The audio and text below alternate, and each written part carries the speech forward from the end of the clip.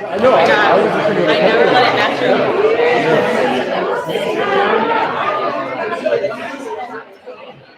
It just met you in the bathroom. You're like, what's so good? Oh, it's so exciting.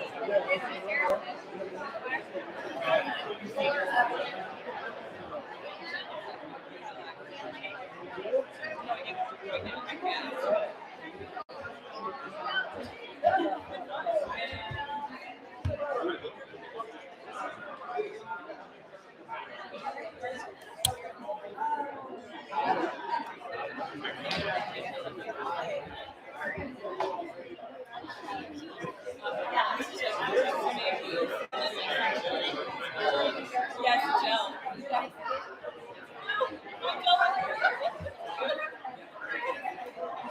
Yes. No, yes. If you don't hear it going, you're like, anyways, no, I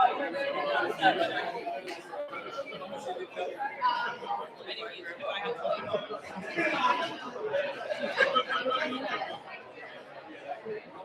Hi, dear. How are you? How are you? Long time no see.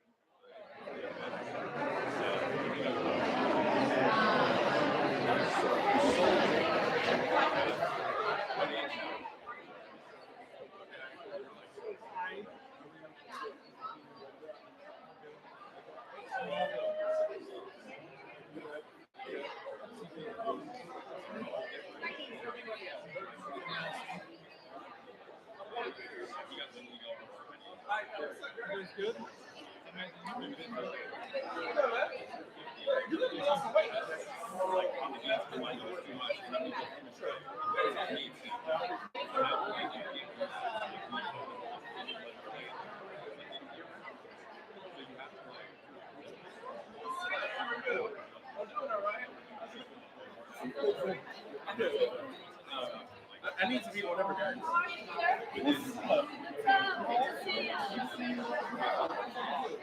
How much is the straw?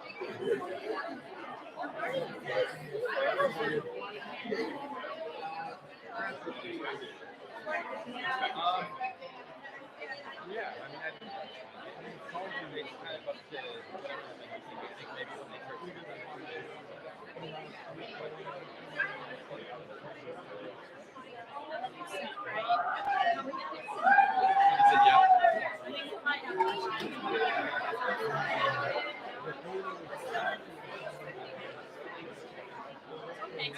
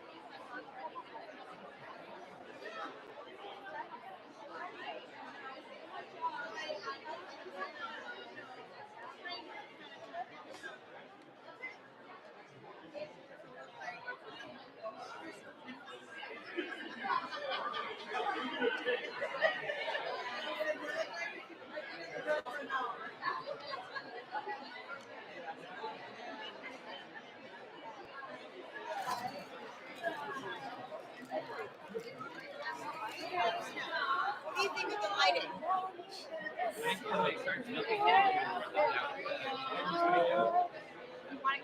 What's up?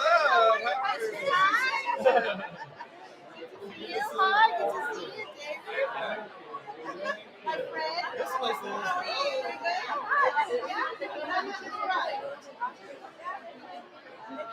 Yeah, I'll be fine.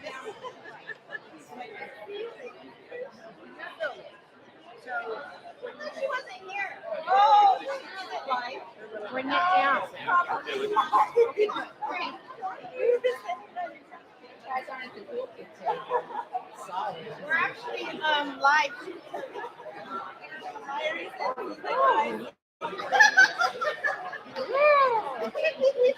I want no photographic evidence that I was ever here. It's going to ruin my record, my zero attendance record. I never do anything. People's like, oh, get in there.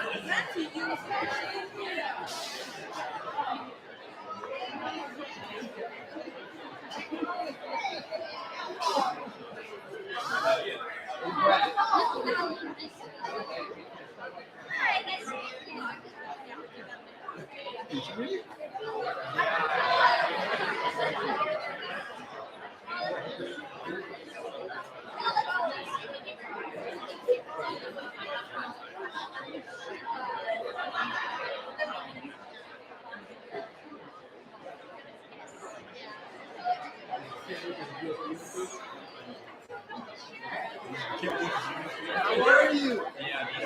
It's great to see you.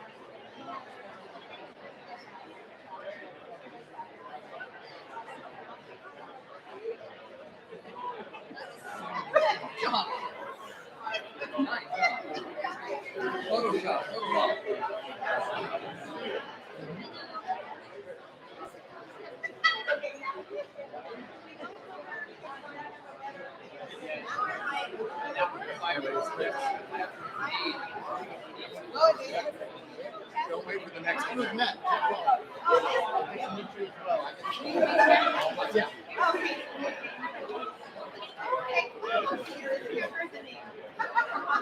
Oh, I'm sure.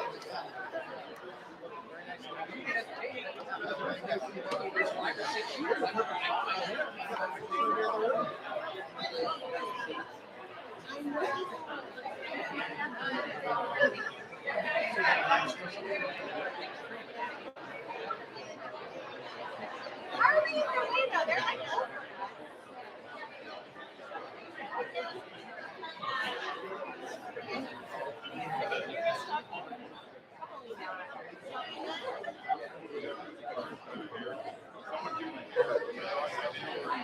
Hello, thank you for being here. Absolutely, chilling, good. You guys are the best. And the best. I'll do some you guys gotta clap and laugh and like,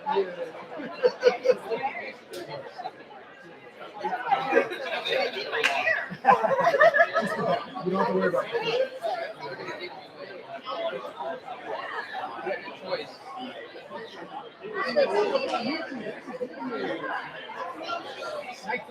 Nice to meet you.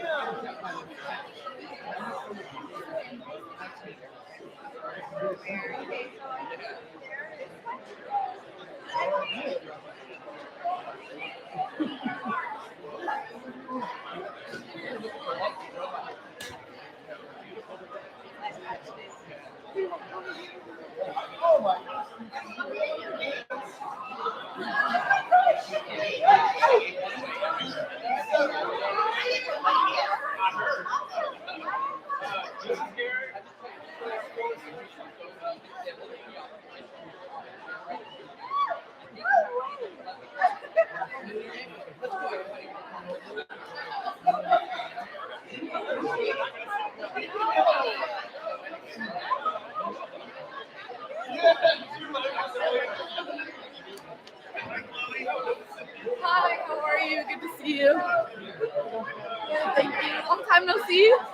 Yeah, I know. I know.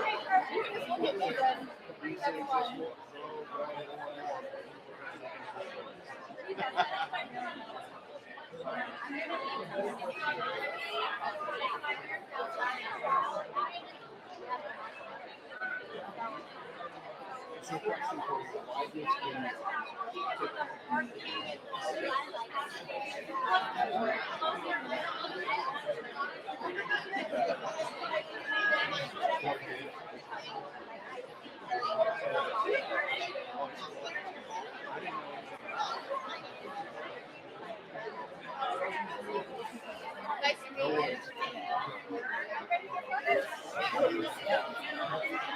you.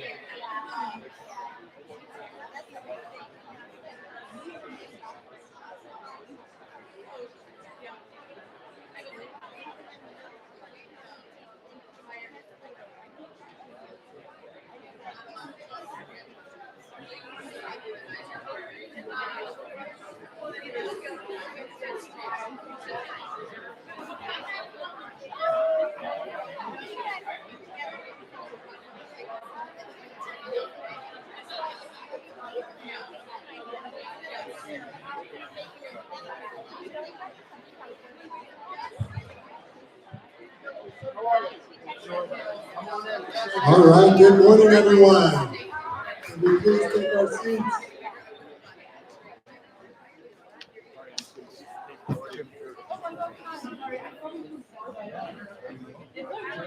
Okay, well, I want to welcome everybody. It's a great honor to welcome everybody to our fourth International Women's Day event. Please have a round of applause for Diana and APM and everyone in this room.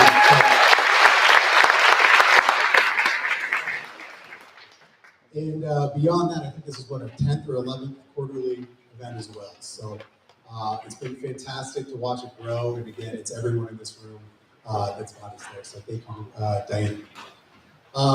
Quickly, can I see a show of hands? Do we have any Selling Sunset fans out here? Oh, man. All right. Sorry, Nate. I guess they're not all here to see you, buddy. But, I wanted to tell a quick story. You guys mind if I just tell a quick family story that I think people might not know? So, Tom Price, our chairman, founder, 48 years ago, his business hero is his mother, right? Tom's father passed away when he was 3 years old in 1946. He was a captain in the U.S. Navy. So, Wally, his mother, raised him as a 3-year-old and 2 teenage boys as a single mother in 1946, right? Tom had asthma, moved to Scottsdale, not knowing a soul. She had this family. She said, how am I going to support them, right? And when I was talking to Tom about last night, how excited we are, we have this awesome speaker, and talking a little bit about what she did. He said, Wally used to be a house builder as a female in late 40s, early 50s. And you can imagine how difficult that would be. Moved to Scottsdale, not to age it, but at the time, Scottsdale was like 6 blocks long. But that was coming out of the 1930s with the Great Depression, 46, the World War II ended. And so the economy started to boom a little bit. Unemployment went from, I think, 14% down to 2%. And there was starting to be some money going on in the economy. And during the 30s, when a lot of people were at war, a lot of women were sort of realtors and house builders, and she learned from a mentor on how to do this. So she built 3 or 4 houses in Scottsdale, ran a furniture shop in downtown Scottsdale, and was truly Tom's entrepreneurial hero from an early age. And he remembers one of her competitive advantages is that she was very early into staging and interior sort of decorating before that was something that was really big. And he remembers getting taken out of school when he was 6 years old or 7 years old and going to Japan in the 50s. As you can imagine, that was a different experience. He, just emphasized that he glows, and he's a still guy. He doesn't tell too many stories, but when he does, he glows when he talks about his mother. And so, a few takeaways from that is just, one, our DNA, entrepreneurial DNA, is from his mother, Wally. And I thought that was really, really exciting to hear. What an amazing woman she is or was. And, it also took away from that is that we're all watching this as kids and as co-workers, we're watching each other. And, the courage and entrepreneurial spirit that she showed really led to Tom doing what he's doing for 48 years, leading thousands of people and 20,000 of people. So pretty cool story. Kind of got some goosebumps hearing that last night. And, with that, I wanted to introduce another entrepreneurial hero of mine, which is Diana Kennedy, who has been running Golden Ring now about 4 years. Ran Toyota Marin for a few years, came up through Toyota Sunnyvale, and has an amazing story within herself. So, I certainly want to acknowledge everyone in this room for taking the time. We have OEM partners here. We have people who flew in from Florida, Los Angeles, even Modesto. So we appreciate you guys, and I just want to give Diana Kennedy a round of applause.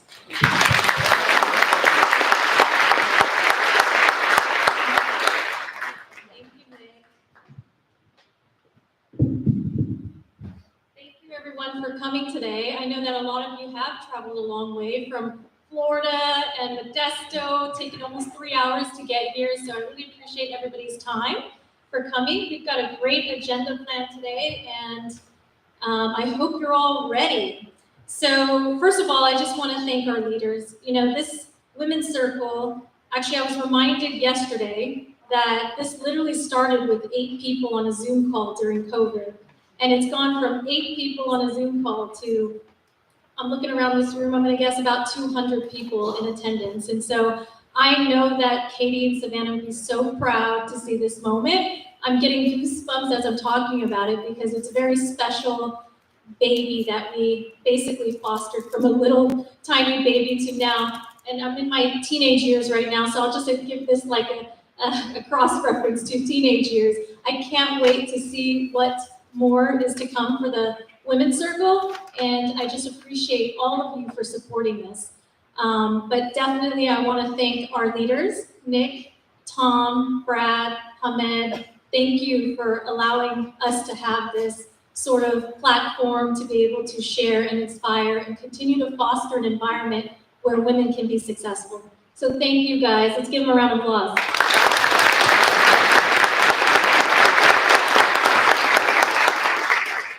And of course, this event would not happen at all without all the helping hands that I get. So I definitely want to thank Paige. She planned out every single detail to where to place the flower in the middle of the stage here. So thank you so much, Paige.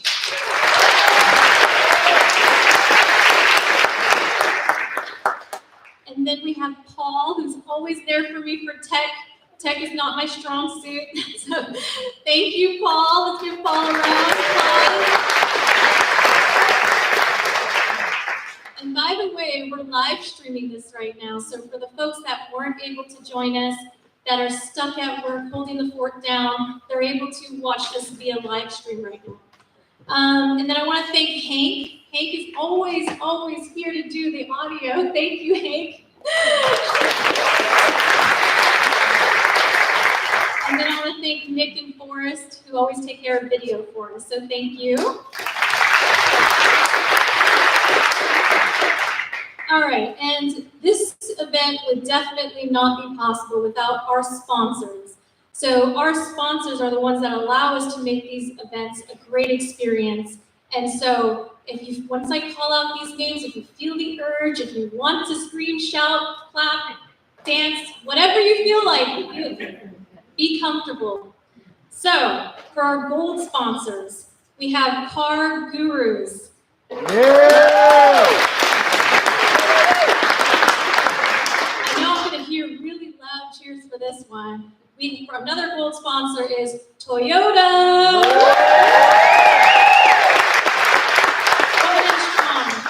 And then we have Chase. Chase and also Maserati. Then we got Auto Trader. And my buddy Sam from Auto Hub, always going to support since day one. We've got Carfax. You all will see some nice little pens here. And then these two are obviously near and dear to my heart, but we've got Volvo and Polestar.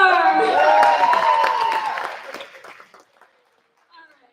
And then for our silver sponsors, we've got Bank of America.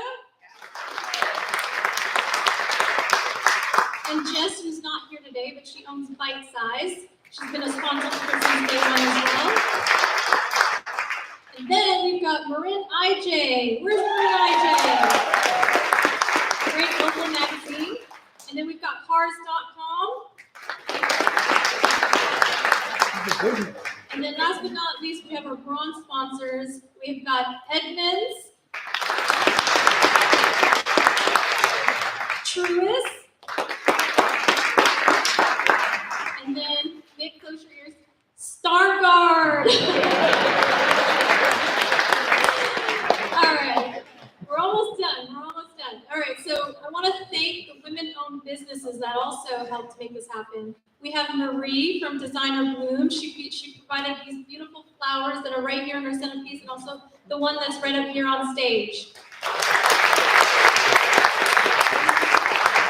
And then we have Joanne's Print Shop, who made the beautiful signs and notebooks for us. And then we've got Dee's Organic, who's going to be providing our delicious catering today. So all women-owned businesses. All right, I know that I'm the only person standing in the way from you guys hearing from Maya, so I want to just give a quick introduction to Maya Vander. She's a highly accomplished real estate professional and TV personality, best known for her role on Netflix hit reality series Selling Sunset. She's born and raised in Israel. Maya moved to Los Angeles in the early 2000s, where she built a successful career in luxury real estate. With a deep knowledge of the market and a reputation for her honesty, dedication, and keen negotiation skills, she might even be able to help you include a small little baby elephant in the deal. She has helped high-profile clients buy and sell multi-million-dollar properties across Los Angeles and Miami. Beyond her success in real estate, Maya is admired for her entrepreneurial spirit and resilience. After gaining widespread recognition on Selling Sunset, she expanded her business, launching the Maya Vander Group in Miami, where she now focuses on growing her real estate team. A devoted wife and mother, Maya is known for sharing her personal journey, including her experiences with motherhood and loss, inspiring many with her strength and perseverance. She continues to balance her professional and personal life while mentoring aspiring real estate agents and providing top-tier service to her clients. Let's welcome Maya Vander to the stage.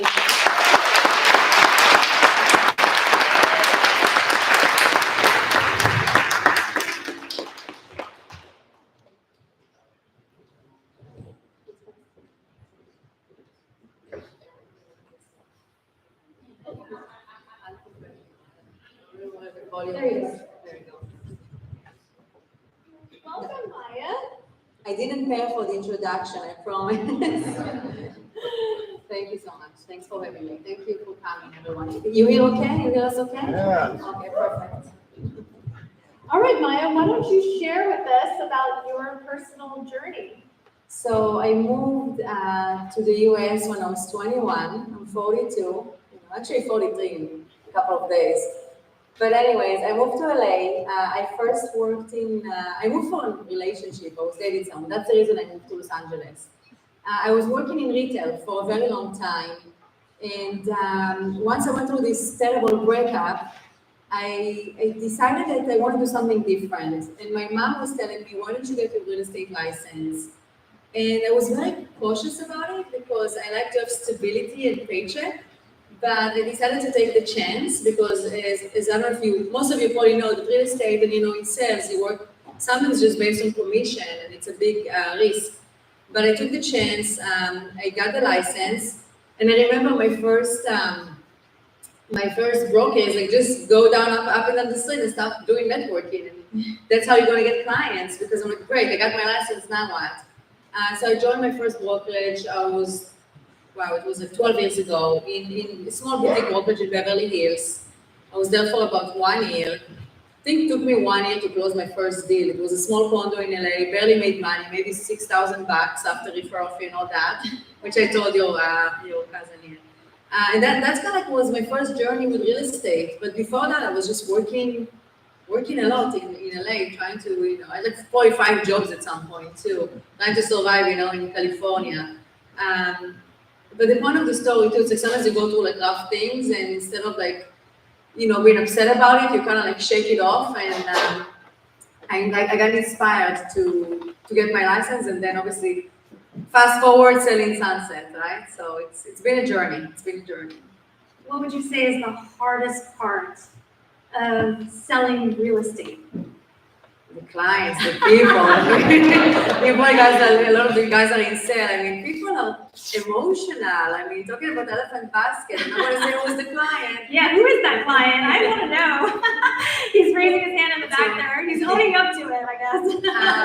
And the thing is, like with clients too, unfortunately, it's lack of loyalty. Not a lot of people are loyal. People are very undecisive. So it's not as glamorous as we see on Selling Sunset, because In Selling Sunset, we see the success, we see the phone calls, and we close in a deal, and everybody make money. It's so far from reality. Let's just call it what it is. So I think that's the challenge in the business. I think like in every business, right? In sales, you have to, massage the relationship, hopefully get the loyalty, and close the deal. How do you balance motherhood and also having an amazing career? It's tough. Look, when I first started real estate, I was single, right? I was out and about networking. Actually, that's how I met my celebrity client was like Ludacris, the singer. I went out in LA in a restaurant. Yeah, and So you're a Ludacris fan? yeah, it was. I'm learning so much today. I love Ludacris. He was sitting next to me. I was like, I think my first thing in real estate, and he sat next to me in a restaurant, and I gave him my business card, and I was just. They're like, you want to buy? And I was very aggressive. And a year later, we did close on a nice house, beautiful house up in the hills. But it took 1 year, right, for the relationship to like, okay, let's see places and so on. But I was thinking I could do it. Then, got married and have kids. It's very tough to do all that because I have 3 little ones. They're 5, 4, and 2 years old. And it's not easy. I try to maximize the time as much as I can and prioritize what's important to get done today, what is absolutely important. I don't have a nanny. We have, they're all in daycare school. So, but if the kids, for some of you have kids, it's like they get sick, your whole schedule change, right? So I kind of like work around it, but it's not perfect. Yeah. Did you have a mentor? When I first joined, I had like I was like joining like this small boutique in Beverly Hills, and I had like another agent who was mentoring me and helped me a little bit. But with real estate, every transaction you learn, and I just told your cousin, like even like 12 years later, like every transaction I learned something, and that's okay, like it's okay to learn and to make mistakes and so on. But first I had a mentor, but you really don't get the business until you actually need it in the moment. Because everything can change in a transaction until you close. Like I had a seller die on me a day before closing. Like there was one, literally a day before the closing, a seller passed away. I had that. What else did I have? The deal still got through? Actually, the deal went through. The deal went through because he was like, but that got us to season 2. We got picked up to season 2. So frankly, if she wouldn't go off like Michelle, I don't know if you watched season 1, we didn't get picked up for season 2, and then we got season 2 and 3. But the thing is, look, some of the girls get along more than others, and it's very stressful to film reality TV. It sounds glamorous and so on, but it's for me, I was just there for the real estate, and it became very drama, very housewife. Housewife of West Hollywood. It's interesting because I feel like you were the sane one of I tried. You were the normal one. You try because look, I was married, right? I had a baby, then had another baby, and I was doing real estate at this point for a couple of years now. It's very hard to grow your business. It takes time to grow clients, and if I was just going to be a Hollywood, whatever, celebrity I call it the 5 minutes of fame, I would go more all in with Selling Sunset, but for me, I was just there like, I'm here to promote myself. It's the best free marketing I can ever ask for, being on an international show like, Selling Sunset, especially when it was all over the countries. So I had to be careful how I look, or, I try to be myself, of course, and authentic, and I have my one-liners and so on, but at the same time, like if you're not going to give more juice, they definitely not put you on camera. And it's happened. They cut a lot of my real estate scenes, unfortunately. Yeah. Because I didn't want to, talk bad about Jason and Chriselle relationship. That was real too, by the way. That was totally real. That was real? Is it also real that Chriselle, after dating Jason, ended up dating a woman? Yes, they're still together. Look, and I mean, I don't know, we filmed a reunion, right, after all the season, and I remember, we filmed the reunion, we filmed for 6 hours. You film, and then they edit it to 1 hour. So probably 5 of the 6 hours, we talk about the relationship between Jason and Chriselle, and she wanted a kid, and he was crying, and she was crying, and I'm like, wow, maybe they even want to get back together. But then she break the news that she was, dating they and them, and I'm like, and I didn't even understand what it means. Honestly, I'm so naive. at this point. So I was a bit surprised, but yeah, they're still together, they're happy, and good for her. I really like Michelle. I mean, she's happy, and that's what all matter to me. Like, I don't care. I was hoping I'd be able to get you to make that face. I know, like the human face. I was like this. I was very surprised. I didn't expect it. Look, I mean, from Justin Harvey, right? He was hot. He came to the office too. I don't know if you ever watched This Is Us, but he's a good-looking guy. Then you have Jason, and then G-Flip. I'm like, it's a big transition, but she's happy, and yeah. Can you tell me about maybe a challenging, or maybe, yeah, what would you say is the most challenging deal or transaction that you had to do? Wow, I feel like every transaction is something. You know, whether if you're negotiating an elephant basket in a furniture deal, whether if your seller passed away, buyers, you know, they can get cold feet. It happens a lot. Inspections, you know, as soon as people hear the word mold, people freak out. So I feel like every transaction can be complicated, and I'm sure in sales in your field as well, you have to be a problem solver and not freak out and not be emotional. You have to keep all the sides calm and together. And I think that's what agents are very important, because people do get emotional, people have egos, and you have to know how to navigate through it. And it's a skill that you learn as it goes, because every transaction can be, again, complicated. If you buy something and the appraisal value come less than what the value is, and I mean, every deal, honestly, like with the exception of maybe 5 deals that I had in my life, they're all paying me in the ass. They are.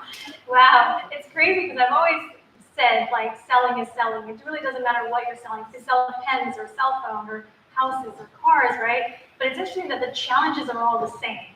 And people change their mind. It's Yeah. like, I'm the person that if I want something, I'm getting it. I like it, I get it, and that's it. Yeah. But in my business, like, I see people are just they don't know what they want. You know, they tell you they want to buy Miami Beach, and then end up in a completely different location. Same with LA. They want to buy, you know, they have like a nice taste, but they can only afford the Bali in LA, whatever. So you have to navigate through the challenges, and yeah, I guess it's just sales, right? And you always have to prospect, which is another challenge, right? You have to, I mean, you don't have to, but in my business, yeah, I used to do door knocking. I still do cold call. I do that stuff, because otherwise I'm not going to get paid. Yeah. Do you feel like some of the fame that you've gotten from selling Sunset has maybe helped in 100%. Good. I would say yes and no. So it helps in the sense that yes, people know who I am. Maybe they will approach me. They want me to help them buy something. I'm focusing now in Miami. I'm not trying to be all over the place. So they reach out. But some people think, oh, I'm too busy, I'm too cool, and they won't reach out. It will be intimidating to them.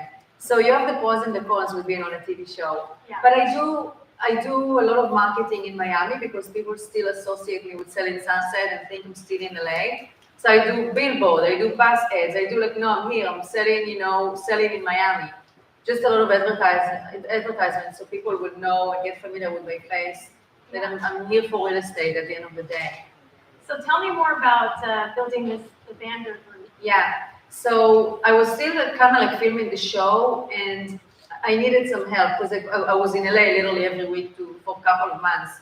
I was back and forth, and I formed the team. I'm with Compass. I formed the team. We have like 5 ladies. Nothing against men, but just happened to be like 5 ladies on the team, and they really help. Like they really help to navigate through the time that I have to be with the kids, or I cannot be everywhere. And I'm a firm believer of like know how to delegate your business to be the best for your clients. So I will work with some clients, and sometimes I might not be able to. But after I was done filming the show, that's when I kind of like formed the team, the Vander group. And again, and I'm trying to give them leads if I get leads, and I want everybody to be successful and make money, because I know how this business can be so hard. So it's working well. How big is your team now? Yeah, 5 ladies. 5. I'm not trying to be too big, because then you have to manage them, and I'm not trying to manage anyone. And I have to be like, I don't have the time, right? If I want to be helpful, and I'm very hands-on with every transaction, but at the end of the day, I'm not trying to have like a 20 people team. It's not I'm just trying to keep it small and intimate. Well, I definitely was going to lead into what would you say is like the most challenging part of being a leader at your group? You have to, stay always like on top of everybody. It's your reputation at the end of the day. you have to keep your mindset very like strong and motivated, because you have to motivate other people. And I'm not going to lie, sometimes with real estate, as in any profession, it can be draining sometimes. You can have like blockage at times. That's really the honest word that I can say about my business. Like sometimes I'm like, I'm done, like I'm so sick of it, but then I'm like, I snap out of it. So that's the hard part of managing the team, because you want to be like the most optimistic, positive, and strong again mindset and motivation. And I love motivational book. I love reading that stuff because I think it helps. And I will say, if everybody is stuck, like that will help to get out of it. Snap out of it. Yeah, because it's just part of the business. Sometimes I get burnt out too. Oh yeah, it's very real. I think that we all kind of go through those moments where you feel a little, I call it crapped out, probably using some car slang here, but you do get crapped out because you're kind of just done with the day-to-day. It's like feeling like you're on a hamster wheel, right? Yeah. Look, real estate is flexible in a sense, but I show on the weekends. Sunday I can get phone call from clients at like 9 p.m. and I don't shut like from 9 to 5. So you have the pros and cons in that, because sometimes I don't want to be on my emails all day long. I don't want to be on my phone all day long. But if I don't, I may miss a client. I may not be as responsive. So, and with the kids, right? Like I have 3 little ones. Like I give them back from like 5 and 8:30 p.m. Like 9 p.m. I can't just be always attending to clients and be a therapist. Like it's just, so you have to know how to balance it and also put limits. There is so much like that you can do, so you won't be burned out. Could you tell me, like, what was your best or most exciting deal that you've done? It was a $14 million deal in Santa Monica. That was a good one. I will say, the Ludacris sale is kind of cool too, because I like the guy. I mean, I love his songs. Yeah.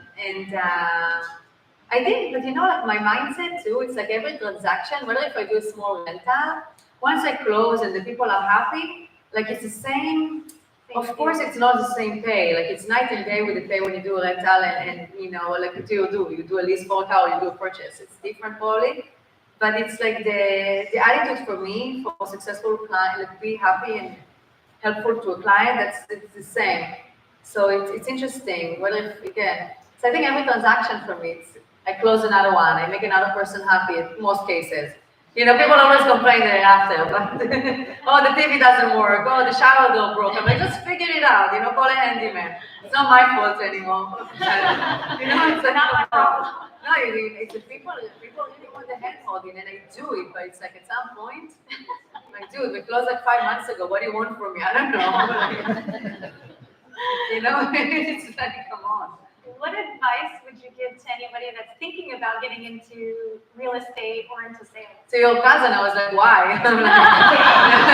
She's like, I got my license. I'm like, really? No, it's a great profession, and frankly, I don't see myself doing anything else. I've been doing it for so long, but I think in selling in general, the way to stay motivated, have a routine, have a schedule. I'm very old school. I write things down. So I always write like, what do I need to do today? What's important to get done today? Know how to prioritize. Read those motivational books. Maybe listen to a good podcast, because those all helps. I mean, look, I read the 5 a.m. club, and for a very long time I was a 5 a.m. person. Not anymore, because my baby giving me hard time. She doesn't sleep. She doesn't sleep great. But it helps. So everything, like to keep your mindset going, because when you're in sales and in any type of entrepreneur business, you have to get the motivation, because again, it's very easy to get burned. Yeah. So what is next for you? Where do you see is your next thing out there in the future? I'm done having kids. I always say since I was pregnant, but no. Like I think go on my sales volume, to be honest, professionally with my team. Not looking to expand the team, but just like focus on the luxury stuff in Miami. So my goal is honestly, and that I put it like literally, I wrote it down for my vision board for 2025. It's like do less transaction, but more higher price point. And that's kind of like my goal personally. I can dedicate the business, the lower price point deals to my team and still be involved, but not overkill myself, because again, I have to be very careful with my time, with my schedule. And I will say it's very important to maintain like a good lifestyle, eat healthy, work out, exercise, do yoga, whatever, do your meditation. Like I'm doing all of that just to stay grounded and find the sweet balance. Because we all need it. Otherwise, we're just going to work to a point where we're like in the hamster wheel. So it's not worth it. Great advice. So I want to open it up to the audience now for questions. We've got a mic being passed around back there. So raise your hand if you've got a question for Maya. I got one. I don't need the microphone. Transaction with Hamed. Honestly, Give us all the juicy details. Yeah, well, Jenna's story was speaking about the treating your clients equal, right, and the same, because like he did when I first met Hamed, he was doing a rental in a building that I had a listing, small rental, they moved to Miami, and I was great with them. They had to move sooner. I made my client to not, to return the deposit, and then they came back to Miami and they bought a house and they sold the house to me. So it just shows you never know, even if you do a rental, it never knows where the referral will come, where is your next technically bigger deal will be. But he was a great client. He's actually one of the elephant basket was a bit emotional, but he was a great client. He's a great client. And we stay friends, and I try to stay with most of my clients, like, in touch, and he's one of them. So it was great. By the way, the reason why we have Maya here is because of him, actually. actually. So thank you. Yeah. Thank you so much. Yeah. Do we have any other questions? We cover it all. I like it. Yes. So how do you feel with people, like, I remember, like, that first, like, kind of scene you had with that medicine company. How do you feel with people, like, in the industry that are just sitting on you? With the woman, I know, it's like, and again, I'm pretty much usually very naive. So when I first started real estate, I used to go out to drinks with clients, and now I move them to either lunch or happy hour, nothing later than 8 p.m. So I would say, you always shift the conversation to business. So they know that you're serious and you're not just here to play. So you ask the question, how soon do you need to buy? What's the reason? Where are you going to relocate to? Are you financing? Are you doing all cash? And just ask the right question in a casual way, but make the conversation, of course, a little bit friendly and all that, but professional. But try to shift them to lunch. I would say that's a good timing for a little bit like casual, but also like business. Yeah. All right. Any other questions? Oh, right up front here. Oh, sorry, back there.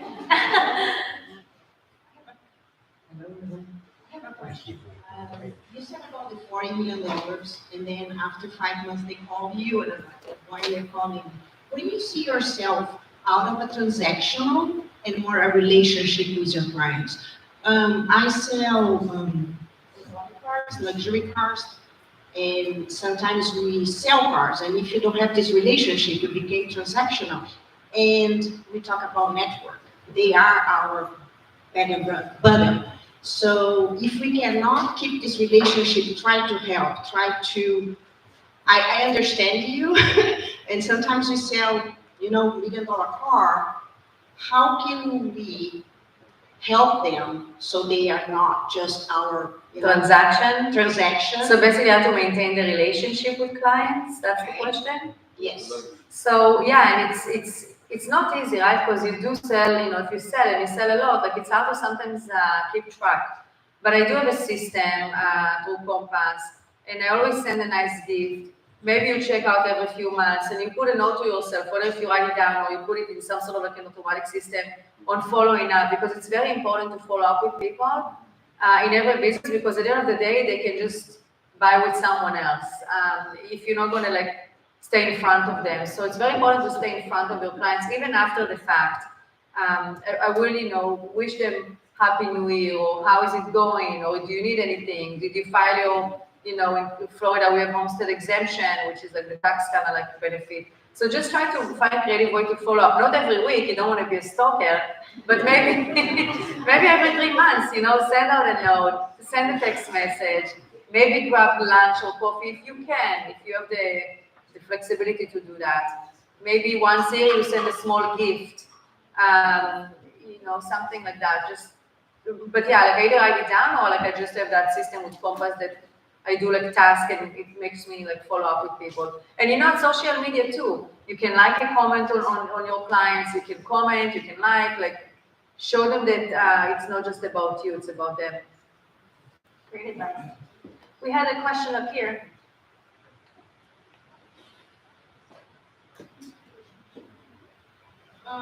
When you were picking your brokerage at first, you said that it was a small boutique brokerage. If you were starting right now, would you pick a smaller brokerage or would you go for like a co-maker? I think as long as you have someone that can mentor you and help you, it doesn't matter if it's big or not. Because for instance, Keller Williams is a big brokerage, but they have a mentor program. So I think you really need, or you want to join a team that can help you mentor. Because again, like when you get your license, it's just paperwork. It's just honestly a lot of like information that you never even use when you actually do a transaction. So I think any bit of like mentorship, whether if it's a big brokerage or a small brokerage, that should be the direction. Don't look at the splits because it doesn't matter in the beginning. Like you want to learn, you want to do as much as possible and learn as much as possible from your mentorship with transaction. Shadow someone, if you can shadow someone successful who doesn't mind being shadowed. Yeah. So everybody want to quit the car industry and go get a real estate license? No, don't do that, guys. You know how many people ask you about real estate license once selling Sunset came out because it looks so easy on the show? It's like literally every day I got emails. I want to know what advice would you tell your younger self with all the turmoil that you had or the struggles that you had at the beginning of your career or even before that when you moved to LA? What advice would you give your younger self? For advice to who? To your younger self. Oh, to my son. No, yourself. Yourself. To myself. I'm a little under the weather, so. To myself. I will say never give up and trust the process because things take time. Things take time. As you know, it's cliche, but Rome wasn't built in one day. So trust the process and never give up. Give up and be consistent. When you're consistent with your actions, the result will follow. And be patient. So it's a lot of advice, but it's not just one thing. But be patient, consistent, trust the process, and really never give up. Like follow your dreams, like aim for the best. Like why settle? Any other questions?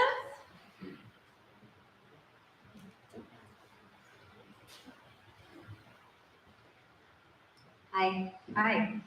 Michelle of Parker Groups. Question, okay. Do they really wear those outfits? Did you see my reunion comment? Someone got upset with me. I will say to whoever watched the show, season 1, we all kind of look professional. And with the exception of Christine, she always wore crazy stuff and she owned it and it was funny and cute and, it's Christine. And then I think everybody else like trying to kind of be Christine, and I'm just going to be very honest. And I think it's a little bit ridiculous. We don't show houses like that, but it is a TV show, and I feel like everybody trying to just stand up somehow. And yeah, like for me it was a bit difficult because I can't just show up. You can be sexy and classy at the same time. You don't have to wear like insane outfits. But it got the buzz, it got people talking about it, it got people watching and say, what is she wearing? And I guess the producers know better than me. I'm just like, I want to show like that and like talk like a professional and boring real estate stuff, but nobody cares. So yeah, my reunion comment was like, you don't have to dress like a hooker to sell homes. And then I got the backlash from one of the cast members. She was upset. But that's okay. I mean, honestly, and I would say like, look, the girls are nice. I do get along with them. I don't stay in touch with all of them necessarily with messages and all day long, but text and all that. But I like Emma, I like Michelle, Christine, she's in Texas now.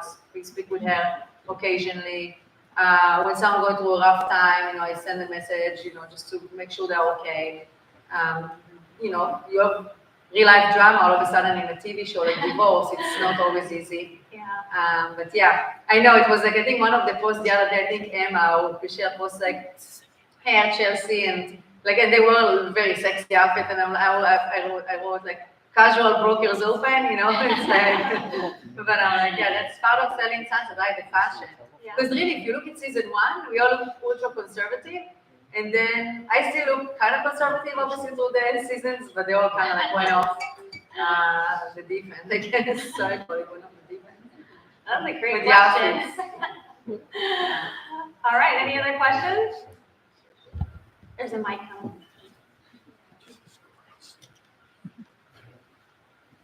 My question is, was it an easy transition for you to leave out of your comfort zone, leaving LA to Miami in your field? It's and I'm very like I'm very creature of a habit, and I like my comfort zone, and I don't like changes, believe it or not. We moved to Miami because my husband got a job, and you know I lived in LA at the time for about 15 years, so I was ready to make a change. I actually really like Miami, so I got a job in Miami. He's in finance, and we only filmed at the time the demo for Selling Sunset, so I didn't even know if it's going to happen or not. And obviously we moved, and I knew nobody in Miami, like literally 0%. Then the show got picked up, and I made it work for 5 seasons. But yeah, I think it's never easy to make changes.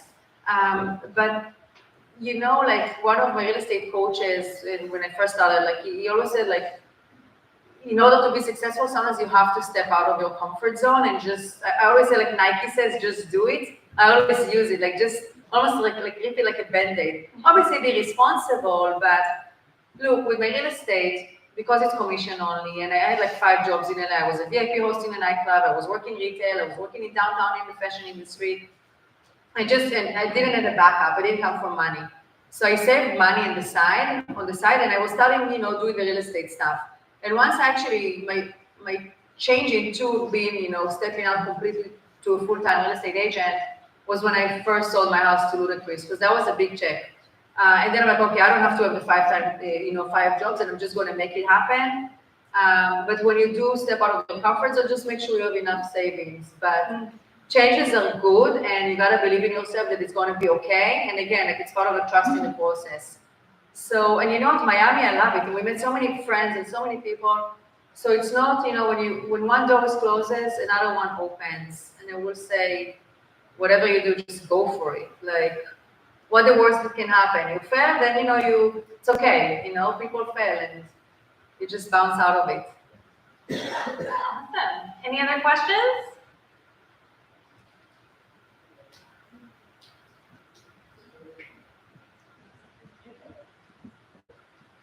My question is, you mentioned that for 2025, you have a goal of working less, and I just wanted to see what plans have you made to make this happen? Yeah, by the way, I don't think it's ever going to happen for me working less. It's a goal, it's a nice idea that I want to sell over extra amount. Because look, if I do a lot of like little transaction, then I do a lot of work instead of like, let's say doing one transaction that's equal to like 3 other little ones. So that's the goal, right? But you know what? It's interesting because I put it on the universe, and I did notice that my price point went up more.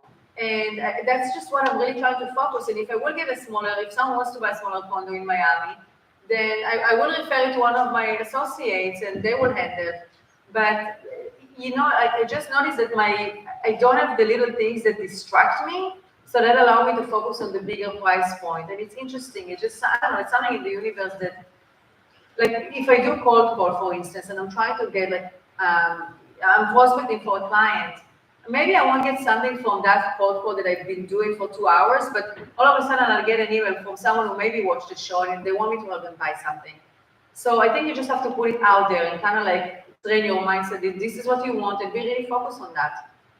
Because nothing wrong with little transaction. Again, I still do rental, I still do the little condos, but I cannot do so much. I mean, there is so much, I should say, there is so much that I can do. Like I can't be everywhere, especially with 3 little kids. So that's my goal for 2025. Just like working like higher price point. Whether if I target when I cold call like higher price point like sales, whether if I do a certain advertisement, just to get to that level. So I don't have to you know work as hard and be crazy and busy and feel like I'm busy, but then at the end of the day it's equal to like selling like one place. So it's, but look, it's a goal, right? And I'm working towards it. It's working actually so far, so it's interesting. Yeah. We gave you time to come out here and talk to us. Exactly. My husband wasn't happy. He was up with the baby last night. Like, now you appreciate what I do every night. You know, they never appreciate it. I mean, my husband is great, but it's like he doesn't know. It's hard to wake up at night twice a night. And she shouldn't be waking up. She's 2 years old. Anyway, I'm just venting now about my 2-year-old baby. I'm sure you'll get a lot of people that are resonating with you right now. Yeah, I know. Who else can still sleep in your bed? It's like a very cool. You know, they're the one, but then somehow it's like we play musical chair at night. But you want to sleep, so you cave. Yeah. Any other questions? Oh, we got it. One of our core values is working in integrity, and hearing kind of a common thread in your stories of this like beautiful authenticity that you have. But I'm just curious if you could speak to how integrity plays a role in your career. Oh yeah, 100%. I'm a very honest person. I can't lie. Like I can't tell someone, oh yeah, buy this house, it's amazing when it's not. Like I'll be very honest, and I believe in that. Like I'm not trying to be the, gosh, I don't want to say the car salesperson because you have any car. But I'm like, no, I'm not trying. I don't want to insult anyone. But you know what? I love like the reputation, and really some real estate agents have the reputation too that you're like, oh, you're a real estate agent, you're just here to collect your commission. Like I'm very honest with my client. Like I'm not. If I believe in something that's very valuable, I'll push for it, but because I really believe in it. If I believe in something that's less, and I will be very honest. I'm like, listen, if you're gonna buy a condo in Miami Beach on the water and it's like 1985, you're most likely gonna get like 100,000 in assessments. Think twice, or put money on the side. I'll be very honest about it, and it always helps. Like it's.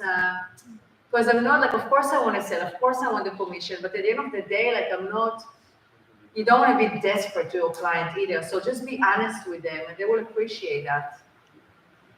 Thank you. Well, we're gonna have to, I know this is the sad part, but this ends our segment here. Now you have Nate. Now we have Nate. Yeah.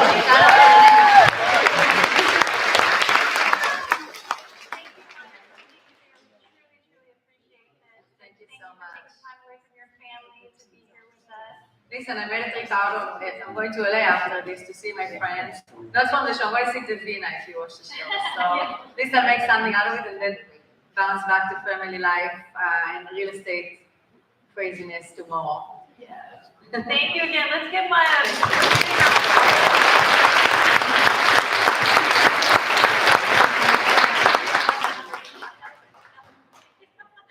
So we're going to take a quick break, let's say 20 minutes, and then we'll meet back in this room. The restrooms are just around the corner here, and then we'll bring up Nate to the stage. So y'all get ready.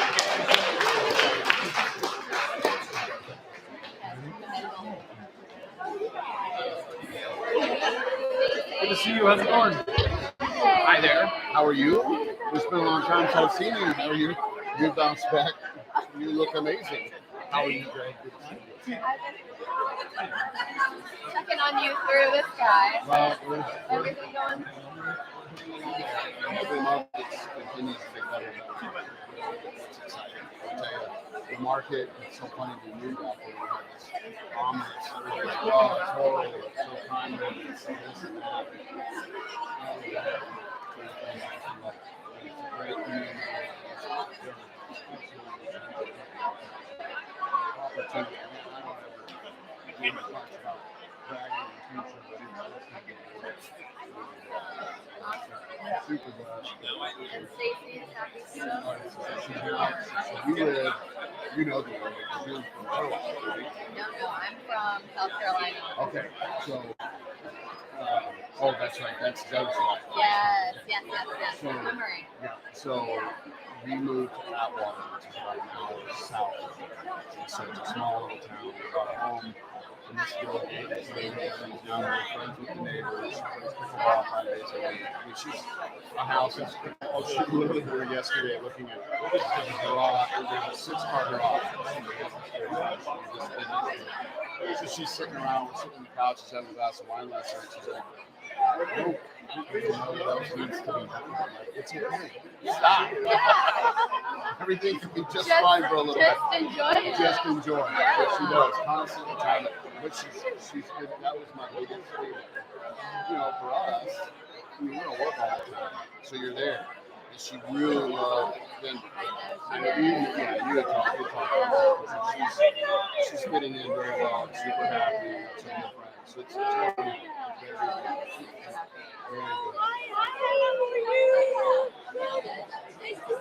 Hi there. Good to see you again. How you doing?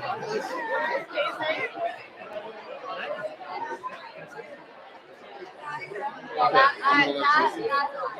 One last thing you want to do. all right. So I'm thinking about it. You got it.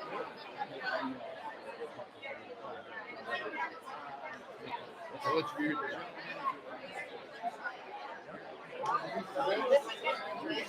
No, no problem.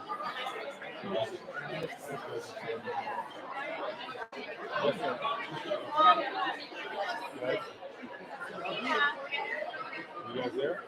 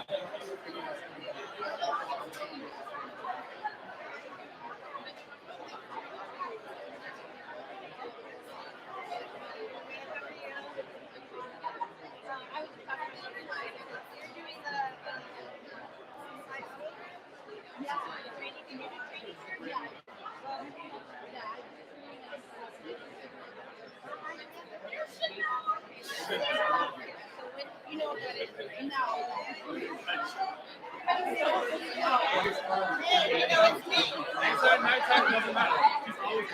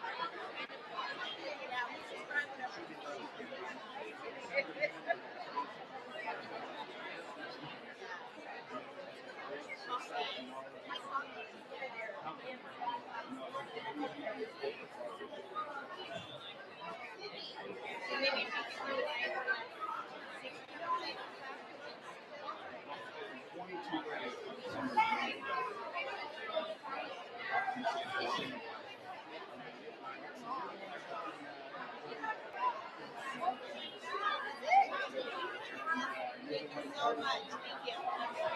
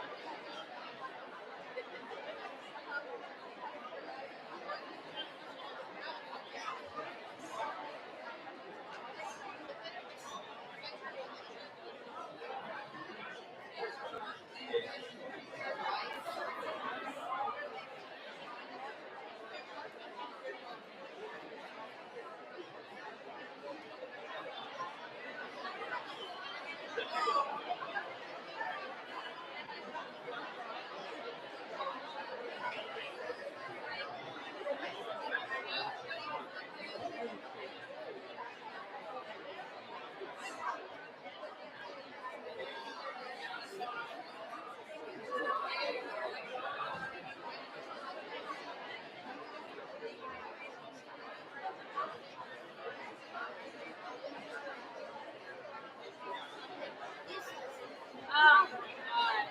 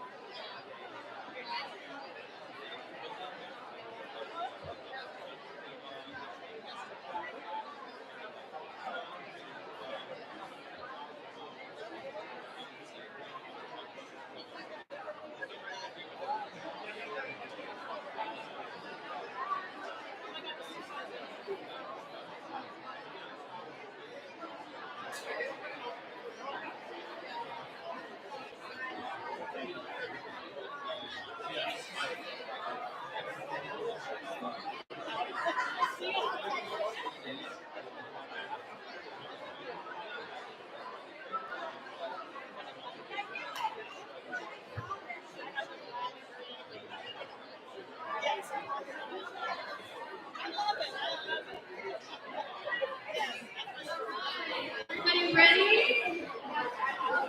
Let's take our seats so we can begin the second part of our day here.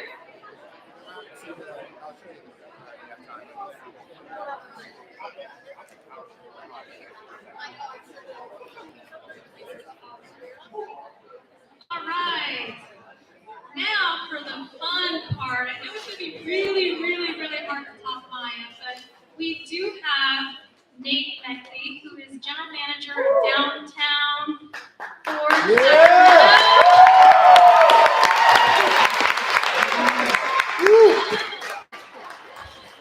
He's also 40 under 40 for automotive news.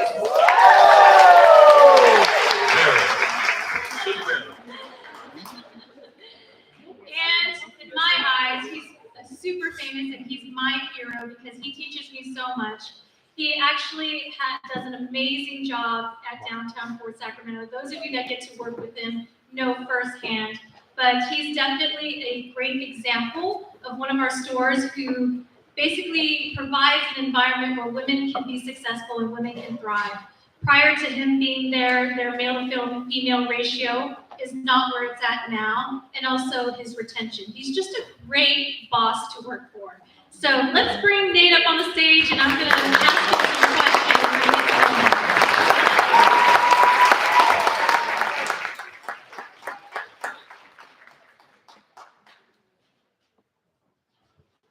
So before we start, I want to say something. So we are starting a show. It's new on Netflix.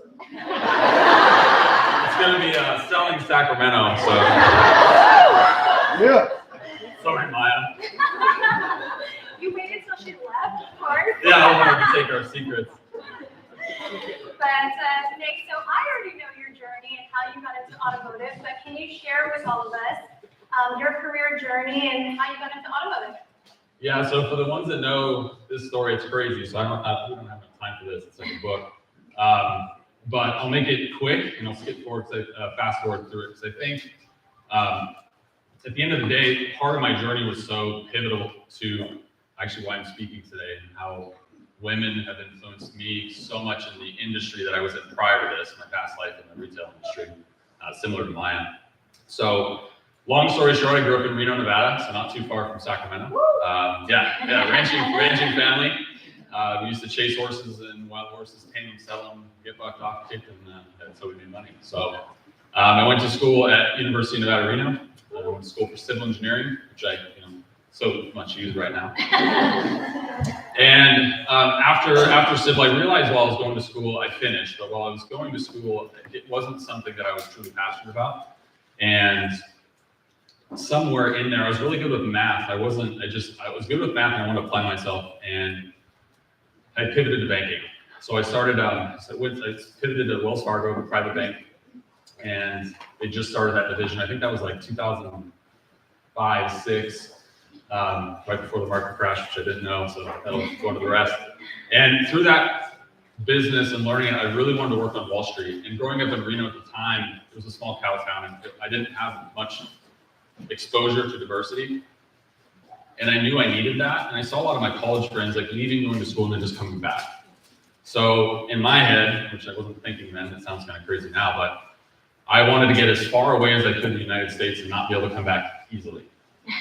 So I wanted to go work on Wall Street. So I rented out my house, bought a one-way ticket to New York, sold my car, and I moved to New York City. Sorry, Mom. I lied to my parents and I said I had a job and a place to live. I did not. I didn't think they would let me go. So I bought a one-way ticket and moved to New York City. The crazy part was when I got there, the lie was on my side, was real because I didn't have anywhere to go. And I remember I landed in New York City and it was in LaGuardia, and you kind of see all the movies and you think you're going to land in Manhattan. And I did not. I was like, I saw the buildings and then realized I landed in Queens. So I get out of the airport, lost, the flight, you guys know, I think you leave anywhere on the West Coast, you end up pretty late there. It was probably like 10 p.m. when I landed, and you walk outside and there's so much going on. There's the cabbies trying to get you. There's the yellow cabs, the black cabs that you think they're trying to like steal from you. And your parents always say you don't get into cars with strangers. And I got all these people talking to me, where are you going, buddy? Look lost. And so I don't remember which one I picked, but anyway, I said, just take me to the city. And he's like, get in the car. He's like, where are you going, bud? And I was like, I don't know. And that's kind of when I had like a meltdown, because I was like, I literally don't know what I'm doing right now. And he said, let's just go to Times Square. I was like, cool, I've seen that on TV. Like, let's do that. So for any of you that know Times Square in the Four Corners, there's 4 Starbucks, the V, there's the new stairs, that stage wasn't there when I lived there. He said, I'll drop you in Times Square. And I remember he literally dropped me off, and there's like a corner where there's a little landing zone, and I just got out. And I looked around, and I didn't like cry, but I was like, what the hell did I just do? And that was scary. That was really scary. That was the one moment I think in my life that I was just like, that was the dumbest thing I've ever done in my life. But I also realized that I had to own the decision I made. And I think I went to Hard Rock for dinner because it was like, I didn't know what I was doing. And then there's next to the Hard Rock in Times Square, there's a Hilton. By the way, I had no money. And there was a Hilton there, and I stayed there for the first night because I didn't know what I was doing. But then I quickly had to realize like I needed a job, I needed something to do. I didn't have enough money. My cash burn based on what I was doing in Times Square wasn't going to get me very far. And reality kicked in. Long story short, I'll fast forward through New York, but I was working the classified ads. I worked a lot of fashion shoots. There was a lot of like photography help. Chicago, that's where I got my photography love. And I did a lot of just single paid gigs. I remember answering phone calls, booking tickets for fashion shows, and being in the mix, but then literally just being discarded. That was tough. So I remember I wanted to work on Wall Street. I had an interview with JP Morgan, And that's kind of when the market started to just literally fall apart. They weren't looking for new associates. They were looking for people that had experience. They were looking for people that had been in the industry for 20 plus years. So unfortunately, my dream was shot. So in light of that, I remember I was walking up Fifth Avenue one day and this ginormous human being was like running. And I'm like, he's not running at me, but I kept looking back because it was like, definitely had a purpose. And he kept like, as he got closer, I could tell he was looking right at me. I was like, dude, this guy's gonna kill me. He's massive, he's like fit. He's wearing too tight of shorts, you know, he's just sprinting at me. And as he got closer, he just like comes to a screeching halt, looks at me, and he's like, "Do you want to work for Abercrombie and Fitch?" And I was like, I grew up like Reno, Abercrombie and Fitch was like 4 employees, and it was like the worst store in the world. And I was like, "No, I don't." I was like, I'm educated. You know, my ego at the time was saying like, "I'm educated. I came here for a reason. My dream was just shot, and you want me to work for Abercrombie and Fitch?" No. So I went home and realized I was broke. So guess who showed up at Abercrombie and Fitch? That was me. So, but where it really transitioned was he was like, "Come see the store." Like Fifth Avenue, for any of you guys who've been to Manhattan, you know, Fifth Avenue is the dream. You see it on TV. Tiffany's on the corner of the square. You know, the snow coming down, the horses in the carriage. Like every movie you see, like that's the dream. And he was like, "We're right there. Like we're literally next to Gucci, Trump Towers, the Playboy penthouse. It's Playboy building isn't there. They just call it that. I don't know why. And then you have Bergdorf Goodman's, Tiffany's on the corner, and then the square." And I was like, that's pretty cool, right? And he's like, "Just come and interview." So I went. It's 7 floors of retail, 1,200 employees, 120 managers. They make $1 million a day in gross profit. And that got my, you know, my engineer brain saying like, this is a business. I was like, this is cool. So fast forward, they had a managerial program where you cycled through departments, and I really latched onto visual merchandising. So for the ones that know my story, that's kind of where this will all click in with why I'm here today. And I got to use my, you know, my left brain and right brain together. So what I could dream of, and then how I could inspire people to purchase things which would enhance profit. Fast forward again, through that, I met some people just through nightlife and what I was doing. I got plucked out to go work for Diesel down the street in Soho. And that was probably the most creative fashion brand, middle-level fashion brand in the world at the time. Diesel was blowing by any barrier, any box you could think that there was. Diesel didn't care, there wasn't a box. And I got to work with Diesel and do visual merchandising, and they literally just, you know, the window displays on the stores, you guys see all those? We just built them from scratch. We take everything out, we go down to the lumber store, we buy wood, we get flowers, we get paint, and we just build. I succeeded pretty well in that, and they actually pulled me to corporate. And then this is kind of where the story really starts, is they said, "Hey, you want to go to LA and do this presence marketing job?" Which we really just dressed celebrities and made sure that they were like in our Diesel gear at the concerts. And, you know, we did Modest Mouse. We did a ton of artists, and they would just come in, get clothes, and go to the shows, watch them, make sure they wore their clothes, and do it again. So they said, "Go do that in LA." And I said, "Okay, that's fine." So I fly all the way to LA, move all my stuff, sell my apartment. And they called me and they're like, "Hey, are you in LA?" I was like, "Yeah, of course you know I'm in LA." And they said, "We don't have the funds for your apartment in LA. Come back to New York."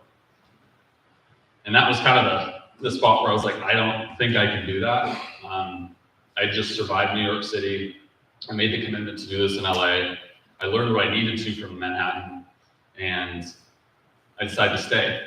But I didn't know anybody in LA. So I moved back to Reno, and I got a call from a friend. It's actually one of my brother's female friends, not his girlfriend, but a girlfriend. And she said, "Hey, you should work for BCBG Max Azure." Girls, you know, right? And I was like, "What is that?" And she's like, "Well, they have a visual merchandising position for it available. It's in San Francisco. You should apply." And I was like, "Okay, well, I have visual experience." And I didn't know it was for, you know, wholesale in the department stores, Neiman Marcus, Saks, or Village Air, all these things. But I go there and I'm like, I looked it up. Obviously, it's a women's dress company for all you that don't know. They do have menswear, but it's licensed, so it's not actually for, you know, nobody designed it. They just purchased it for what they wanted. So I was like, I'm going to work for a women's dress company. Like, this is crazy. But again, you know, I needed a job, and the company looked good. It looked strong. I looked up Luba Azria, Max Azria. Like, I looked up the company. I saw the inspiration. I was like, okay, I can do this. Like, I don't care what I'm doing as long as I'm inspired and or I can make a difference in what I'm doing to people around me. So I interviewed, got the job.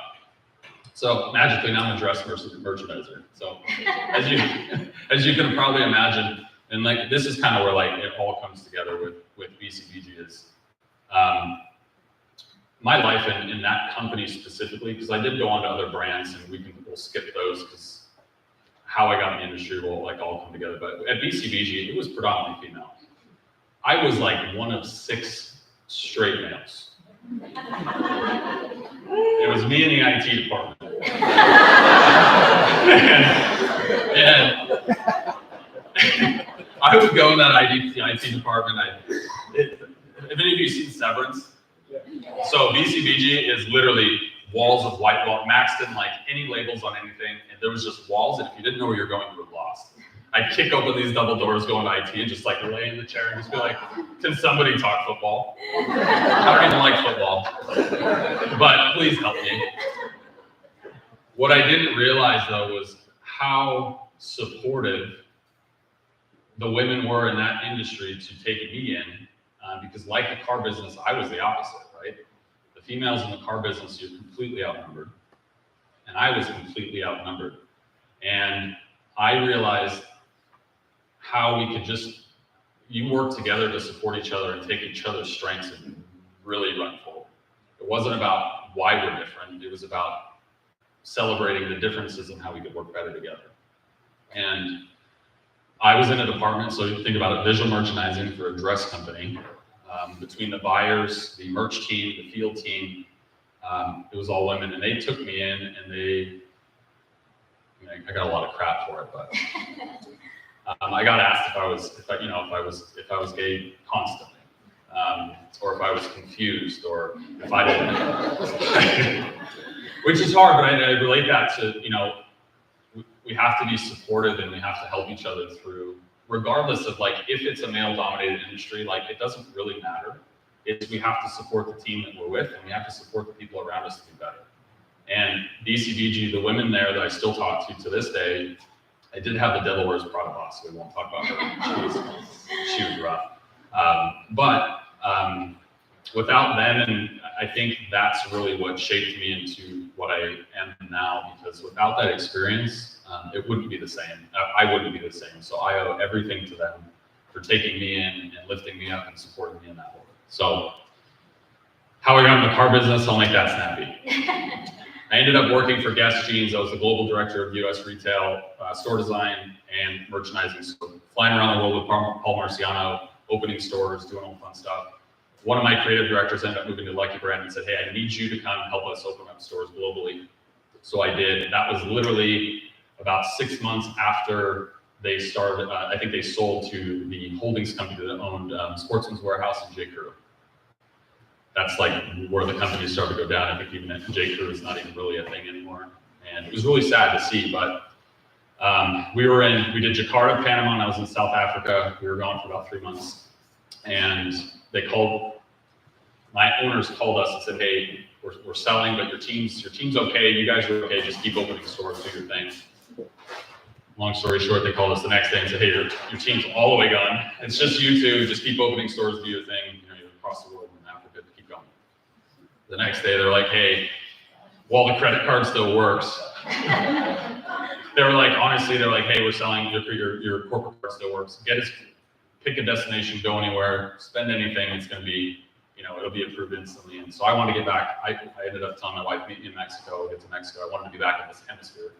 That was a long time to be away. It happened to be when Nelson Mandela didn't pass. So that was an incredible time to be in Africa. So I was very blessed to be there for that. But I get to Mexico, and then, we all got let go. So my life was kind of flipped over, and I had done a lot in that world. And I get back home, and I was like, what am I going to do? I don't know if you guys know, but like visual merchandising people, there's like 30 of us in the country, like especially at that level and like doing what we were doing. There's not a lot of that. So to find the jobs, it's either somebody has to, quit, a company sells, somebody retires, or you don't get those jobs. So my wife she told me and reminded me that my lease was up and in my car, and she's like, "You gotta go down there before, you don't have a job, so they check your income, right?" So she was all worried, and I was like, "I got it, we're fine." Like, so she tells me to go down. BMW Beverly Hills is down the street. That's where I have my lease from. And after I bought the car, one of the salespeople said, "You should do this. You know more about these cars than I do. Kai, you know my love for BMW." So it was kind of in my blood from my grandfather. And I was like, again, ego kind of kicked in, and I was like, I've traveled the world and done all these things and created beautiful things and been in like magazines and had artwork on shows. I've shot campaigns for Paul Marciano. Like I've done all these awesome things. And you want me to sell cars? So, kind of what Maya said, I had that same perception.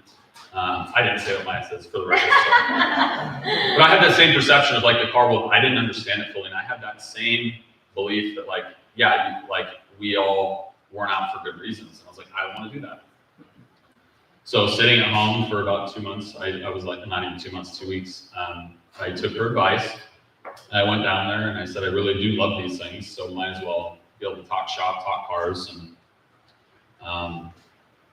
maybe have a few more males in my life. And so yeah, I literally blinked and I was on the showroom floor of Beverly Hills BMW selling BMWs. And we're so thankful that you came into the automotive Yeah, industry. Thank you. And now you guys know why Nate is up here on the stage. Your story is just so beautiful and so amazing and it's so different. And I think that we all sort of landed in this industry all by accident. Most of the people that I talk to and I ask, how did you get here? It's all literally by accident. And so what a beautiful industry that you can land in by accident and really make it into such a successful career. So the first question that I have for you is, what inspired you to actively support the success of women in your store? Yeah, so that goes right back to like the whole story is I owe it to all of you. Like that was my office at BCBG. Like it was a runway show every day because like the guys were wearing women's clothes, and I was the guy in the t-shirt and jeans, and every time they walked through the runway, they'd be, they're clapping for me every morning and supporting me. And like, I remember that vividly, knowing that I didn't fit in and that the women supported me and made room for me in that world. It's like a constant reminder that like, I have to do that. Like I have to get back. So that moment, that company, working for a dress company, I never thought that was going to happen. But that's a constant reminder daily that I owe that and I have to pay that back. What advice would you give to other male leaders that you could give for them to be allies of women in this industry? Yeah, advice, I think men and women think very differently. I think does everyone agree? Like I'm married, like my wife, it's so funny. She asked me what she wants for dinner, and I know she knows what she wants, but she won't tell me, but I have to guess, and I guess I'm wrong. But I know she knows what she wants. So it's like, but we have to be open. We have to be open. There has to be open communication. You have to be open to listening, and listening, true listening. Listening is not waiting to answer. Let's give him a round of applause for that. And then, yeah, and sometimes, not even sometimes, listening and then fixing the problem sometimes isn't a task. Venting is huge. Like our dealerships, we have 178, Toyota Walnut Creek's at 200, Sunnyvale's close behind that, Price Family's at over 1,000, right, man? We're responsible for so much. We have to listen. We have to take care of our people. The dealerships have become, I don't want to say home, but dealerships should be the safe place. So if there is an issue at home, work shouldn't be the solution, but work should not be the problem. And we should be able to listen and deal with things and get through life's challenges, because the more people you have in the store, the more problems you have. Problems are always coming. It's just this wheel. Angie knows it's all the time. You're never going to not have any drama. You need to relish the days that you don't have an issue, and then plan for the days that the issues come. And that's kind of how we live at our store. So that's my advice, is just be open and listen.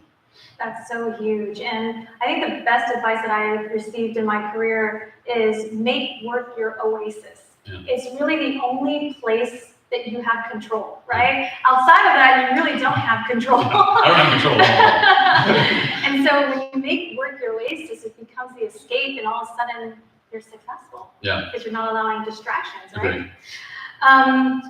Have you had any mentors or experiences that shaped your perspective? Yeah, I thought about this a lot. So good and bad. I'm overly optimistic. I'm a realist, I guess you would say, but in life, being positive and just knowing that everything is going to be okay, I think is so big. And the challenges that we face day to day, like I just, everything is going to be fine. And I was trying to think of a story. I mean, I thought about, I don't want to go there. I had some mentors, sorry. All I'm trying to say is, like, good or bad, you have to take, even if, let's take the Devil Wears Prada boss, and I know this is the women's circle, so I don't want to make it about this, but she potentially being like the worst manager I've ever had in my life taught me the most that anyone has ever taught me in my life. So whether you're with somebody that really empowers you or supports you or is there for you, you also can learn, like, you can learn from horrible experiences. And like, but you have to learn how to make that a good thing. And if everyone could just switch their brain a little bit and just learn from the bad and then learn from the great, you succeed. I think it's when people just focus on, like, yeah, I can, if you've seen the movie, this woman was 50 times worse. But I still talk about her to this day of, like, she taught me so much. So I still owe that to her. So, like, mentorship, like, latch on to the people that make you better, period. Great advice.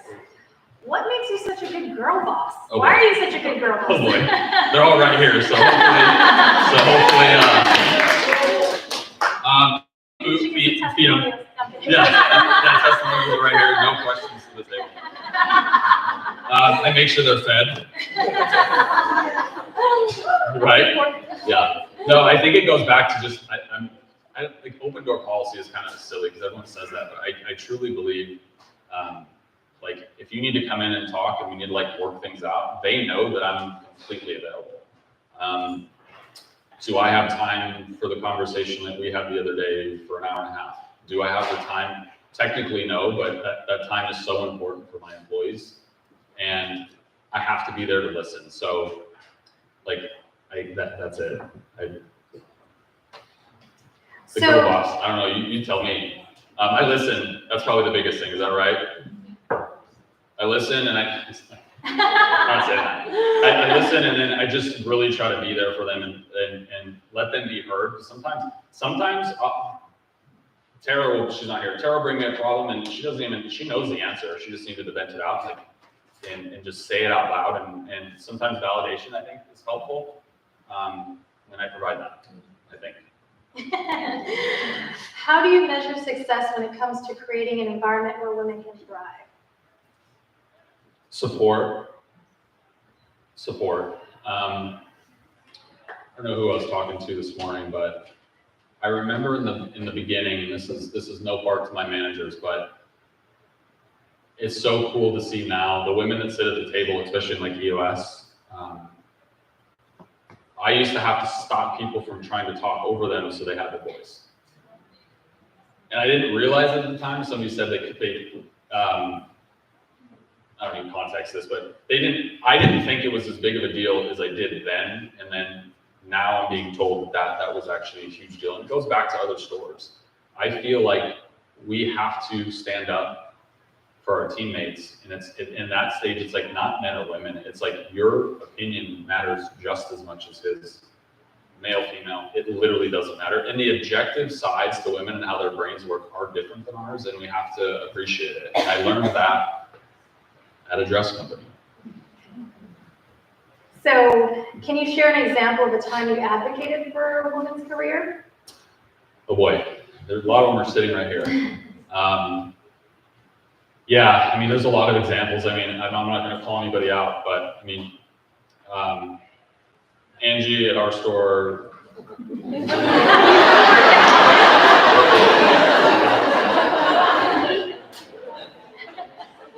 know, Angie, Mary Lou, God, there's so many. But Angie, long story short, everyone would kill her when we got to the store. Like, I literally had men with pitchforks, like, standing next to me saying, we need to torch this poor woman. And I'm like, who is this? Like, I thought Angie was going to be just this big, scary, UFC fighter. And she walks into my office, she's got granny glasses, braces. She's like this tall. And I'm like, you guys are like, what is she doing that's so bad? And it was funny. She said one thing, I don't remember it now, but like the core story of it was like, she cared more about the store than the guys, and they were upset with her just because she cared. Maybe she wasn't saying it right. I think I'm not speaking for you, but you were so frustrated with the circumstance. Like, yes, what was coming out of your mouth wasn't great in the time, but what she was saying was dead on.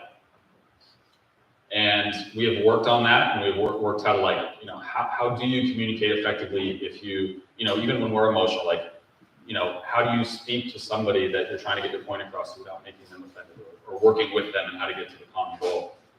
Mary Lou was a driver with Angie in the beginning. Mary Lou's now running a tint shop. Did you have any tint shop experience? Yeah, zero, right? Trying to tint your own car just for fun.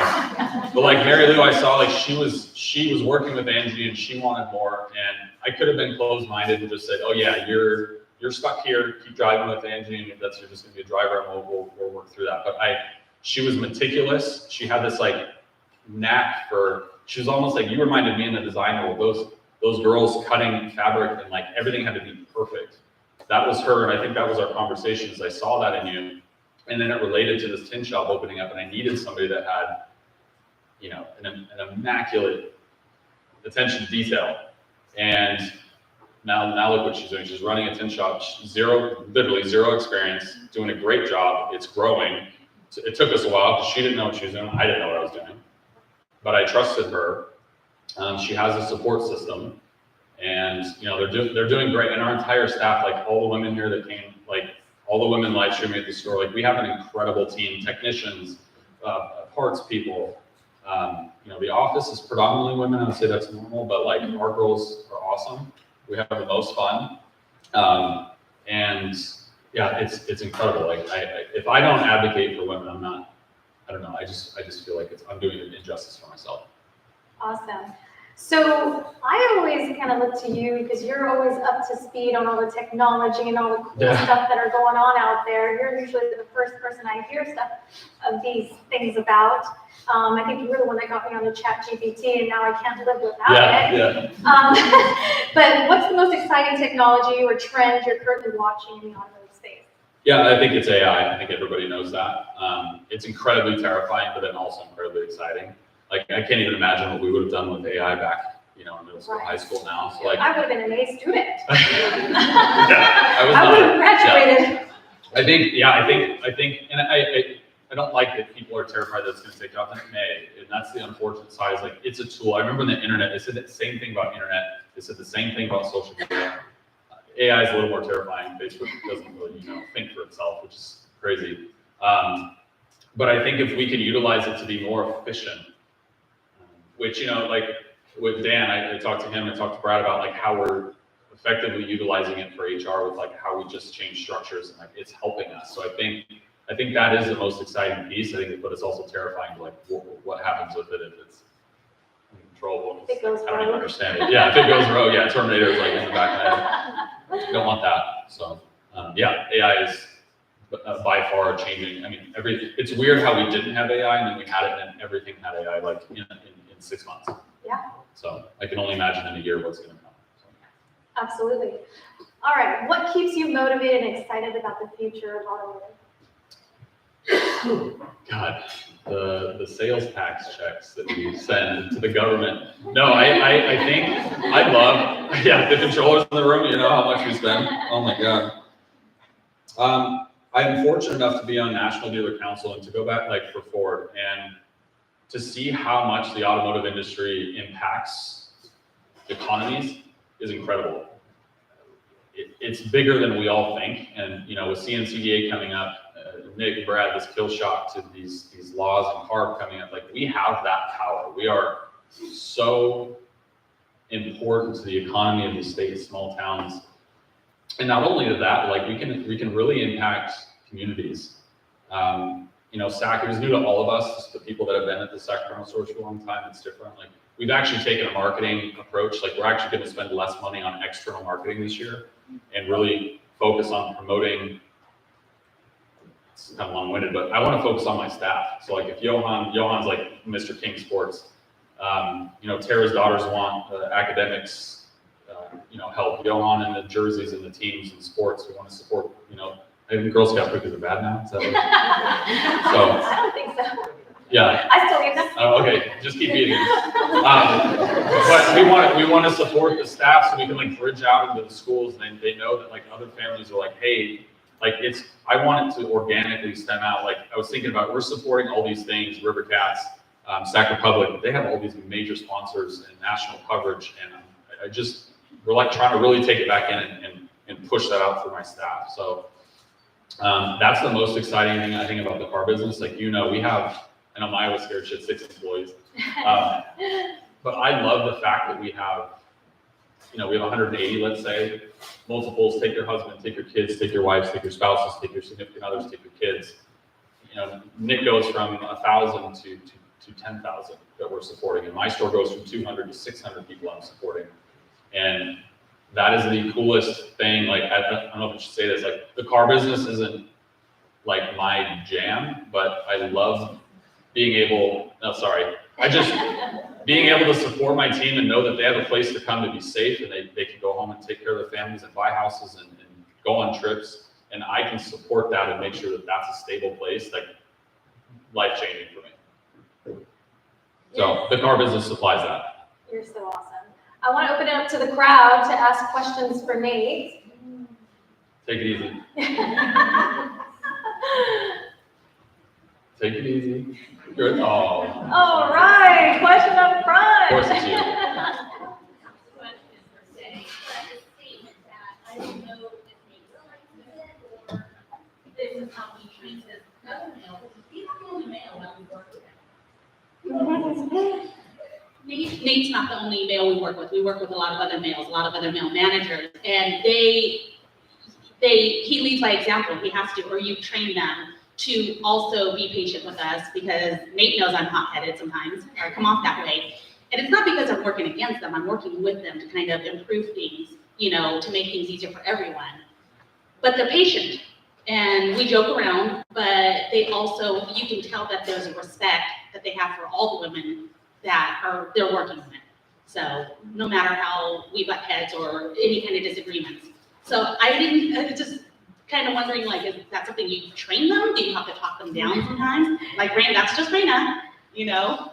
I don't know if everyone can hear me, but there's a lot of conversations behind the scenes, and that is our job. It's like, you know, we joke like, you know, dad's mad, or dad has to fix something, but it's just like if you had an issue at home, like you have to talk through things, and you can't take things personally. Like my favorite statement, I heard this a long time ago, but somebody told me that asking a question is not questioning you. And a lot of people, when they get questioned, they're like, it's like you're questioning my integrity. And you're allowed to ask a question. You are allowed to be. It's actually encouraged with us to be, you know, what is it? The curiosity, intelligence. You're allowed to wonder and to grow and to be curious about other positions and how things work. Like, we love that. So yes, there are a lot of conversations behind the scenes, but we have an incredible team. Yes, there have been conversations behind the scenes, but like I kind of said that in the beginning, like I don't have to do that anymore. And we had to create, it's not a safe bubble. I don't like to say it because I don't want to say like I have to treat the women differently, but you have to support them. You have to give them a safe space to operate, and then you have to let them be heard. And we do a good job of that. Any other questions? You're gonna let me off that easy? I think Dan has his hand raised over there. Dan? I think I see Dan raising his hand. Yeah. Amy, you're out there somewhere. Right. Don't be all shy, Bobo. Don't let me off the hook this easy. Come on. Come on, Dave. How was it working at a dress company? Yeah, I'll tell you. Lori, come on. Can't see anything now.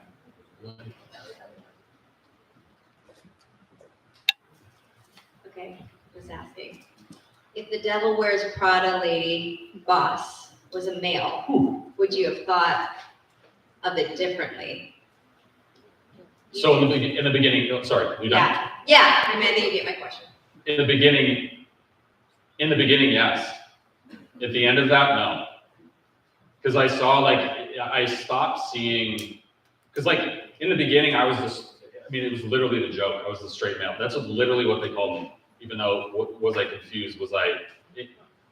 I'd literally go to the fabric closet, and every time I came out, they said, "Are you coming out?" I'm fine.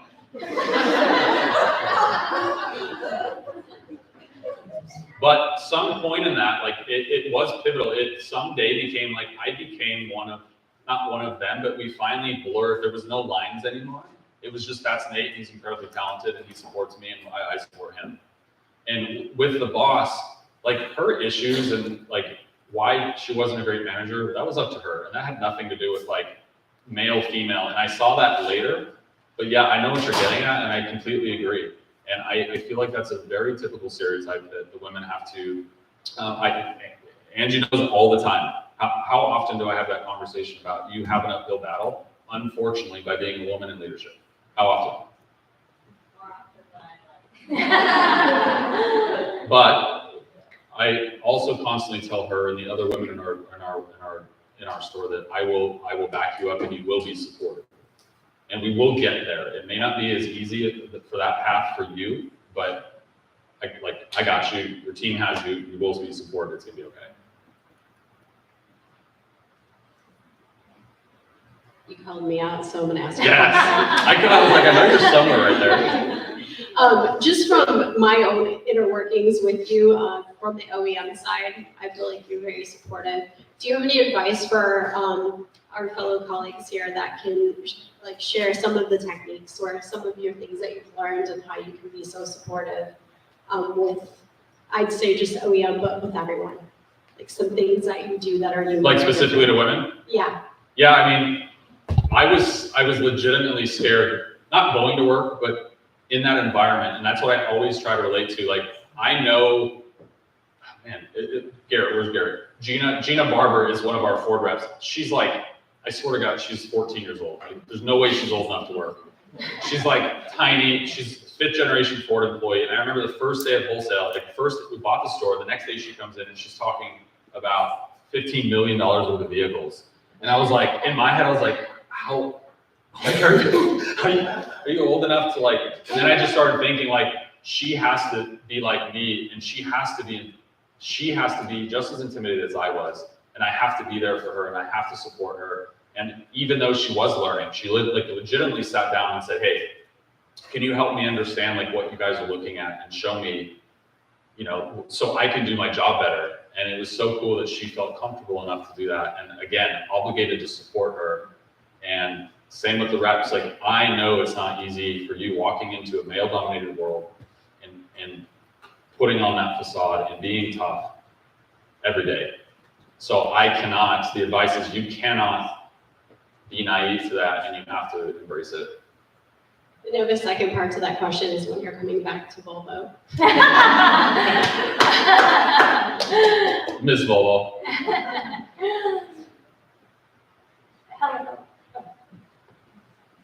Sorry.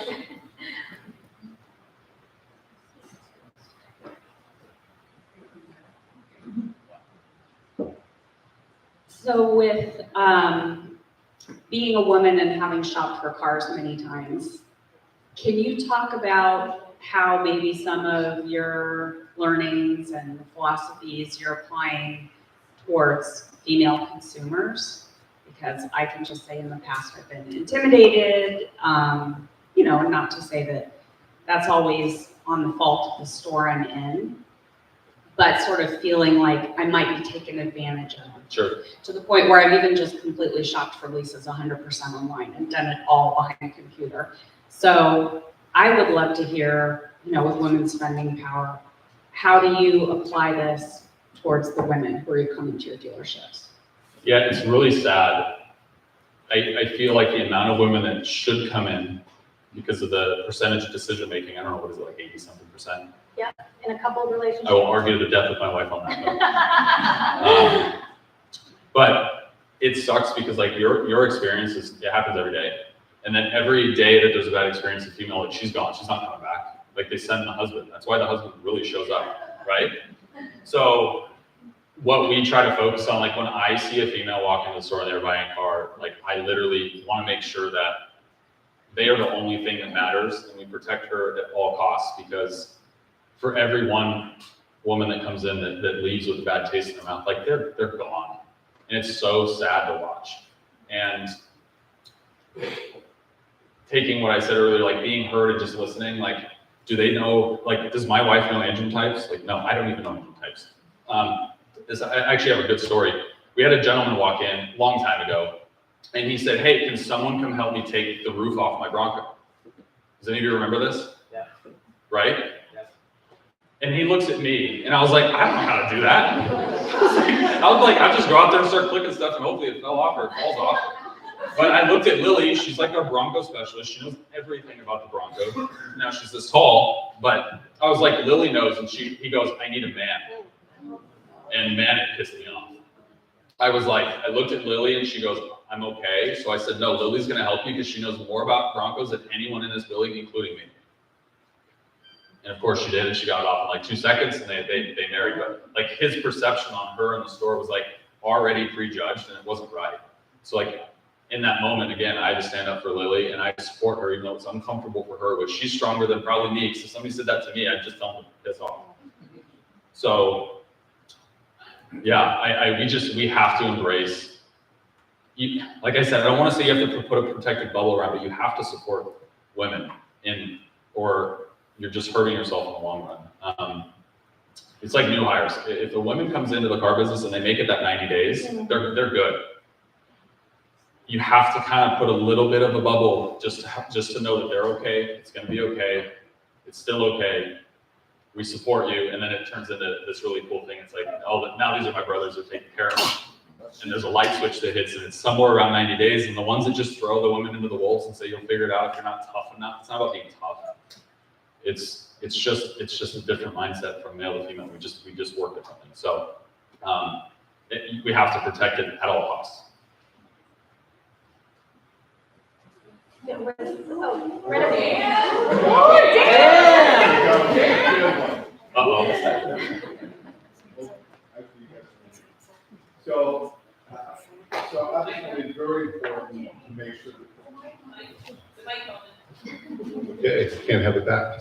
So obviously very important to not only inclusion as far as, for example, existing employees, but your store and the company overall has been relatively successful with bringing new women into the organization. I'm wondering what initiatives have you done, or do you think would be good initiatives for your store and the organization? I think it's two parts. So one, like what I just said. So when you make a conscious effort to bring a female into the business, you are responsible for them. And like I said, that 90-day window is so important that don't hire somebody to just throw them in and why waste the time, the effort, the amount of money, the human capital. It's basically invisible money that you're spending on trying to make sure this person stays. Is so pivotal, and I think we all know that. But we actively look for female resumes, actively. And honestly, we bring in, if we get 10 candidates in, we bring them all in. I don't necessarily look at, because if you looked at my resume from prior, I had no experience. The experience, I think, is absolutely a waste of time. Bring everybody in, get to know who they truly are, and then, like we said, we look for female resumes.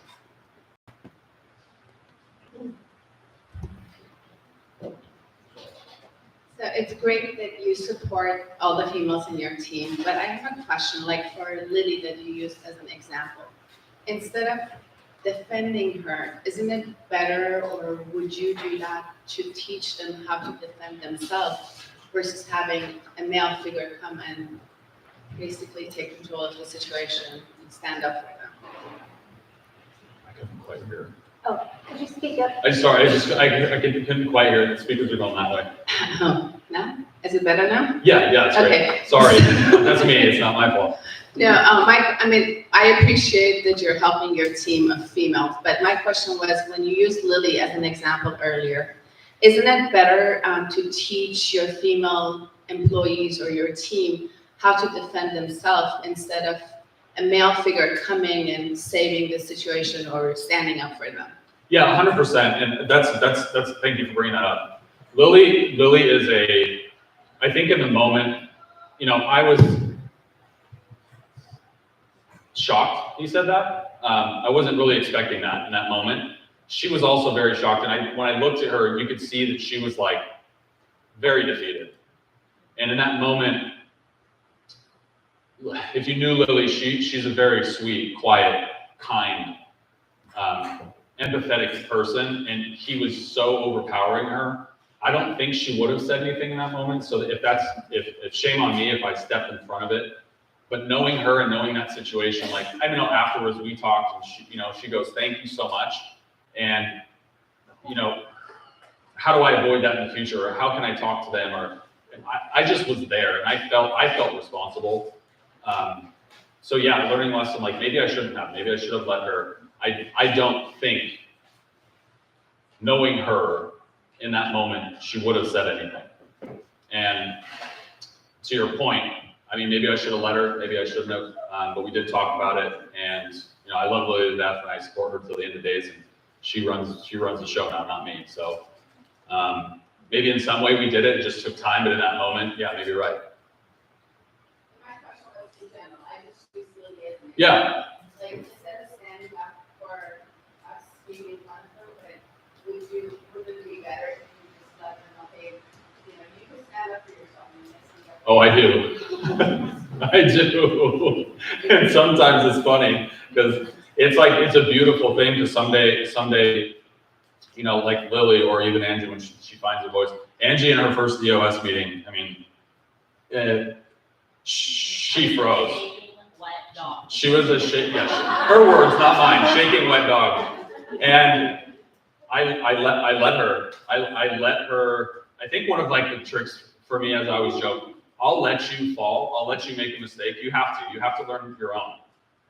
I won't let you fall flat on your face. I will hold the rope so it stops you right before you hit the ground. You'll hurt something, but you're not gonna die. She almost died that day. But we learned from it. A lot of, one-on-one conversations, coaching up, just not even what she did wrong, but just, hey, in that moment, this is what I observed. And then she's killing it. She runs the meeting now. It's not even me. So, yeah.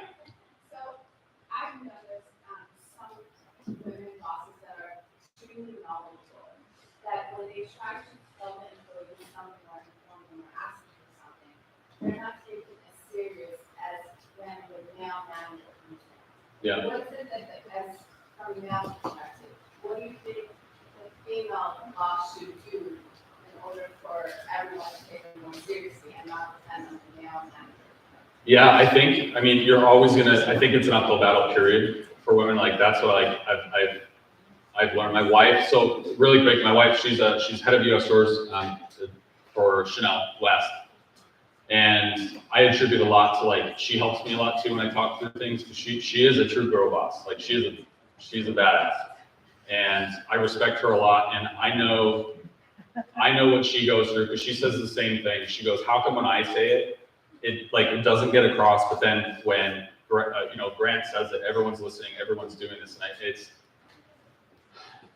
I don't think there's an answer to that. I think it goes both ways. Us men, listening to this, we have to be conscious, the unconscious bias. I think somebody brought up. We have to know that that's going on in your head, the shopping situation. I have to know that you're not intimidated, that's a bad word, but I have to be aware of your situation coming in, and I have to be smart enough to be able to help you diffuse that and get past that. I have to know that I know when my wife says it to people at the store, like, 'cause she constantly tells me that, like, I have to constantly reinforce to her that, like, it's gonna be okay. But the guys listening to this and the guys, we have to do the same back. Like, it's a two-way street. It's not, I think I kind of get like what you're saying, like, I don't want to treat women differently, but I want to empower them to feel empowered in the same circumstances that I do. Yeah, I can actually help answer that too, because, you know, everything that Nate is saying in terms of, you know, I'm 5'1" on a good day, and sometimes things that I would say come out differently than if Nate were to say it. And so something that I had to learn over time, especially once I got into management, and I went through all the struggles, I had to teach myself that I can say things with a different tone, with different words, or approaching it differently to get my point across. And so that's the techniques that I had to learn as a female being in management to make sure that I show up exactly how I want to show up. And I get my message across and I'm able to communicate what I want to. And so I think that from a male's perspective, what you can do, understanding that this can be visually a challenge, right? When a woman says something versus a man, I think as a male in the industry, to be a great ally is to really help us, coach us through those moments. I appreciate a coach. Thankfully, I figured it out myself, but had somebody had helped me in my early on, I would have figured it out sooner, and who knows where or what would happen then, you know? But thankfully, I had to pick that up, but I would have much appreciated a male leader telling me and coaching me through that situation or moment. Yeah, that's great. See, she said it 10 times better than I did, so. But like being supportive of each other, I think that is the most important thing, like period in the story. I was supportive on the other side, we have to do the same on this, and at the end of the day, like, it's totally doable. It's just thinking differently.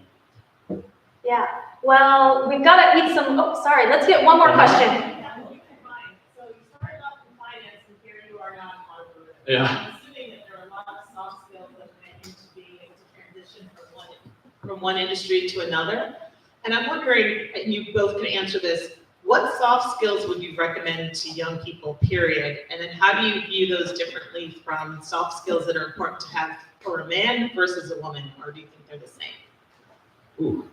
That's a tough question. Yeah, good last question, thanks. You want to start? Sure. Soft skills, good word. Okay, I say communication. Yeah, absolutely. Yeah, there's ways of saying things, and I might be jumping ahead of myself because I will be sharing my story later, but I, just like Nate did, but I didn't really have, per se, a mentor in this industry. I learned just like Nate did. I watched the good people and the bad people, and I picked up everything from each. I was basically a sponge, and I just learned, oh, if you say this, this is what happens, or if you do this, this is what happens. I was just smart enough to figure that stuff out. And so I knew that, okay, if I said it this, like, for my first 3 months in the automotive industry, I didn't even know if I was going to survive. Thankfully, we were in a traditional environment where I had a closer, and he came to me one day and he's like, Diana, you're not selling enough cars. He's like, but here's your problem. You're not asking for the sale. And I was like, what do you mean? I'm being nice. They're going to buy from me. They said they're coming back tomorrow. And he was like, no, you need to ask for the sale. He's like, you spent an hour with them and you didn't even ask for the sale. And immediately I did that because in my mind, I thought, oh, you just got to be nice to people and then they're going to buy. But at the end of the day, people need to be persuaded. They need to be asked the question. And that's the one thing that I changed in my career. And all of a sudden I started selling cars and I wasn't going to get fired. So it all worked out. Yeah, I think like people, you know, everybody's always selling something, like literally, right? So I think social skills, you know, being empathy and just being a good listener, like those are the soft skills. You can do anything with those. My buddy's a surgeon. Like he this sounds bad. He did horrible through school. Horrible. Like it was scary. I was like, they gave you the license to like cut people. But he is such an intense listener, and he's so like by the book. So like he didn't have to learn that from school. Like he learned that literally on his own by his skill set. So like Diana's saying, like listening, you know, being at least having empathy for humankind, right? Just people are coming into you, you need to help them, and then caring. Well, Hi, Vern. Hey, Diana. Question for you. What would the 2025 Diana Kennedy tell her younger self?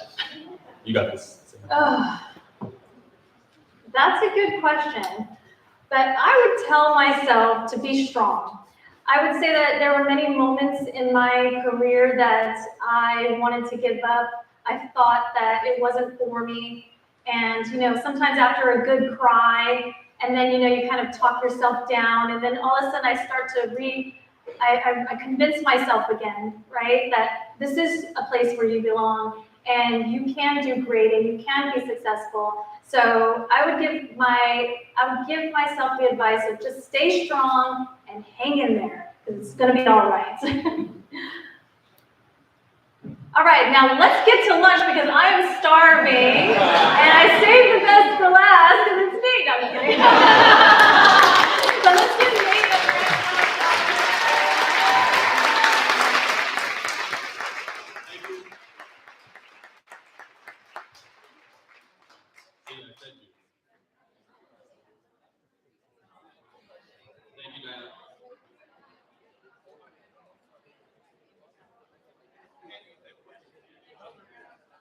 Hey, how's it going?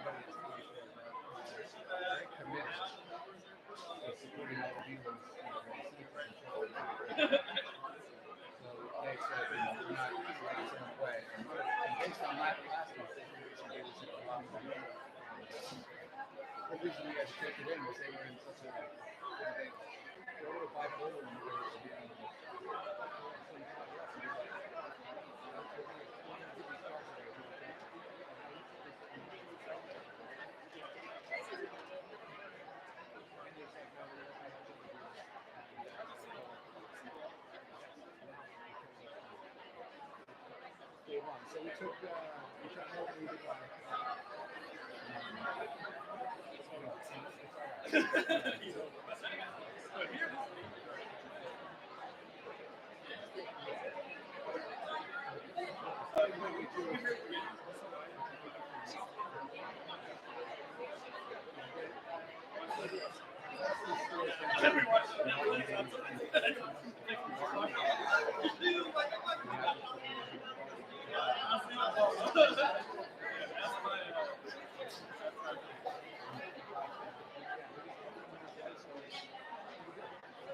Sorry, yeah, I just want to say we have to get back to the region. I just want to say sorry. Okay. Yeah, everybody else is in Tahoe at an event, so there would have been more of us, but there's. Yeah, I know, right? We do that everywhere we go. Yeah, thank you. So good to see you. Perfect. Oh, that's outreach, right? So Thank you for doing that. Okay, have a safe trip home. Okay, bye. We have one. Today made a difference. It's there. Played outside, and yeah, that's gonna hopefully be big because guys will.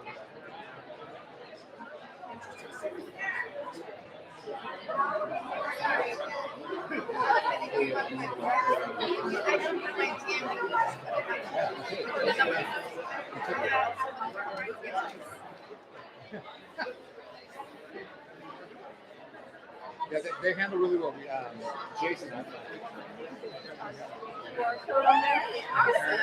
Thank you.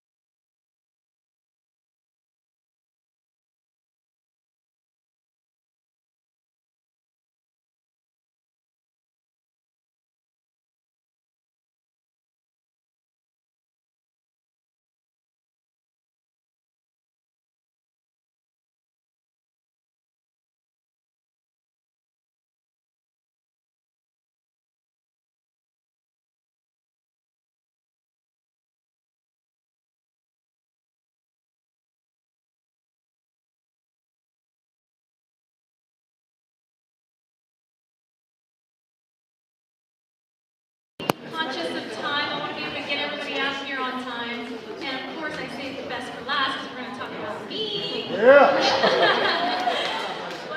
this was because of feedback that I had received that, it's been a while since I've been able to share my story, and we have a lot of new faces that have joined our organization in the last 4 years since we started this. And in my head, I think that everybody already knows my story, but apparently that's not the case. So I'm going to share a video that was made for NAZA, Women Driving Retail. And this basically does a really good job of telling my story. And just know that it was made a few years ago. So a little heavier, shorter hair. No, I'm just kidding. Anyway, I'm gonna play this video, and that way you can hear my story. And then I have a special guest that's my super fan, I think, or I like to think that this is my super fan, and somebody who knows me very well is gonna come up here and ask some questions, and then obviously we'll open it up to the audience to ask questions as well. All right, here I go. Not good at tech, but I'm gonna see if I can figure out how to play this video.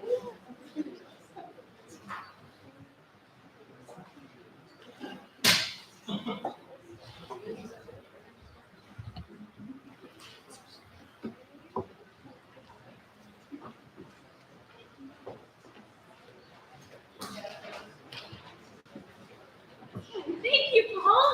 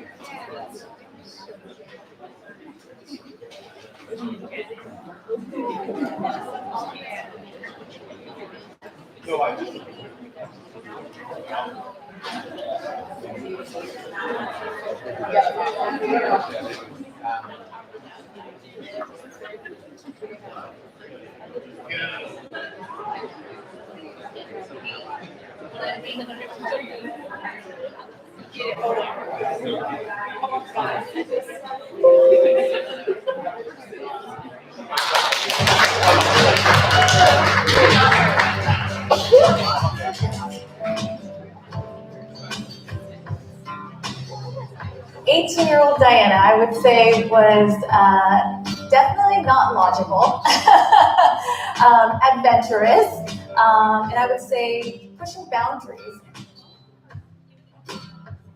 Wasn't planned out, but I had an idea of what if I were to drop out of high school and just find a job and try to make it on my own.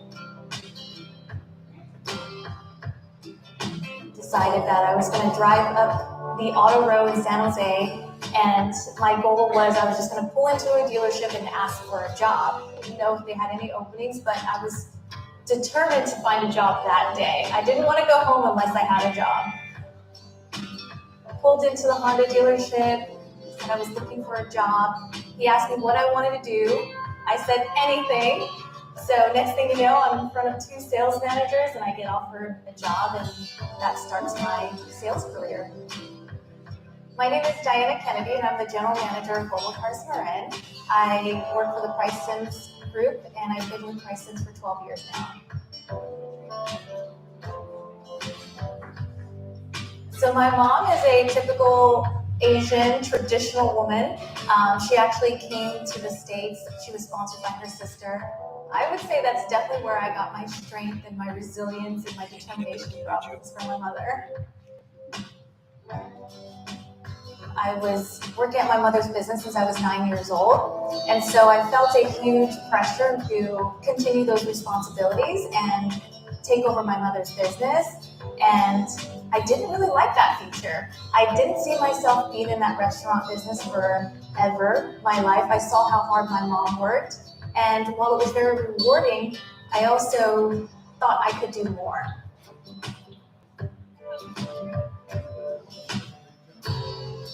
About 6.5 years is what it took me to become a general manager, starting off as a salesperson. So between those roles, I did internet sales, I did finance, sales manager, direct sales director, general sales manager, and then ultimately general manager. Just to let you know how detrimental that leaving my mother at 18, when she really relied on us, there was not a sit down with my mother to really explain to her that this wasn't the path that I wanted.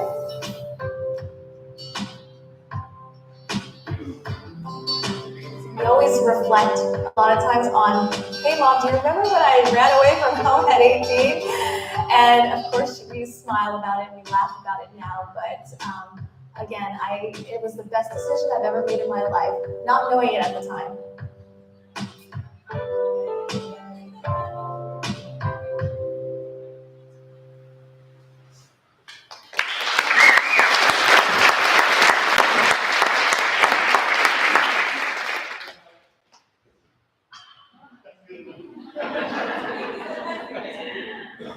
Forgot I'm supposed to introduce the person that's going to interview me. Like I said, this is my super fan. She's known me for 14, although she thinks she's 20, 21.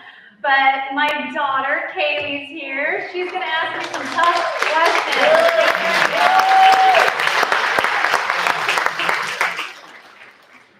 She's my little mini-me. She's got my personality.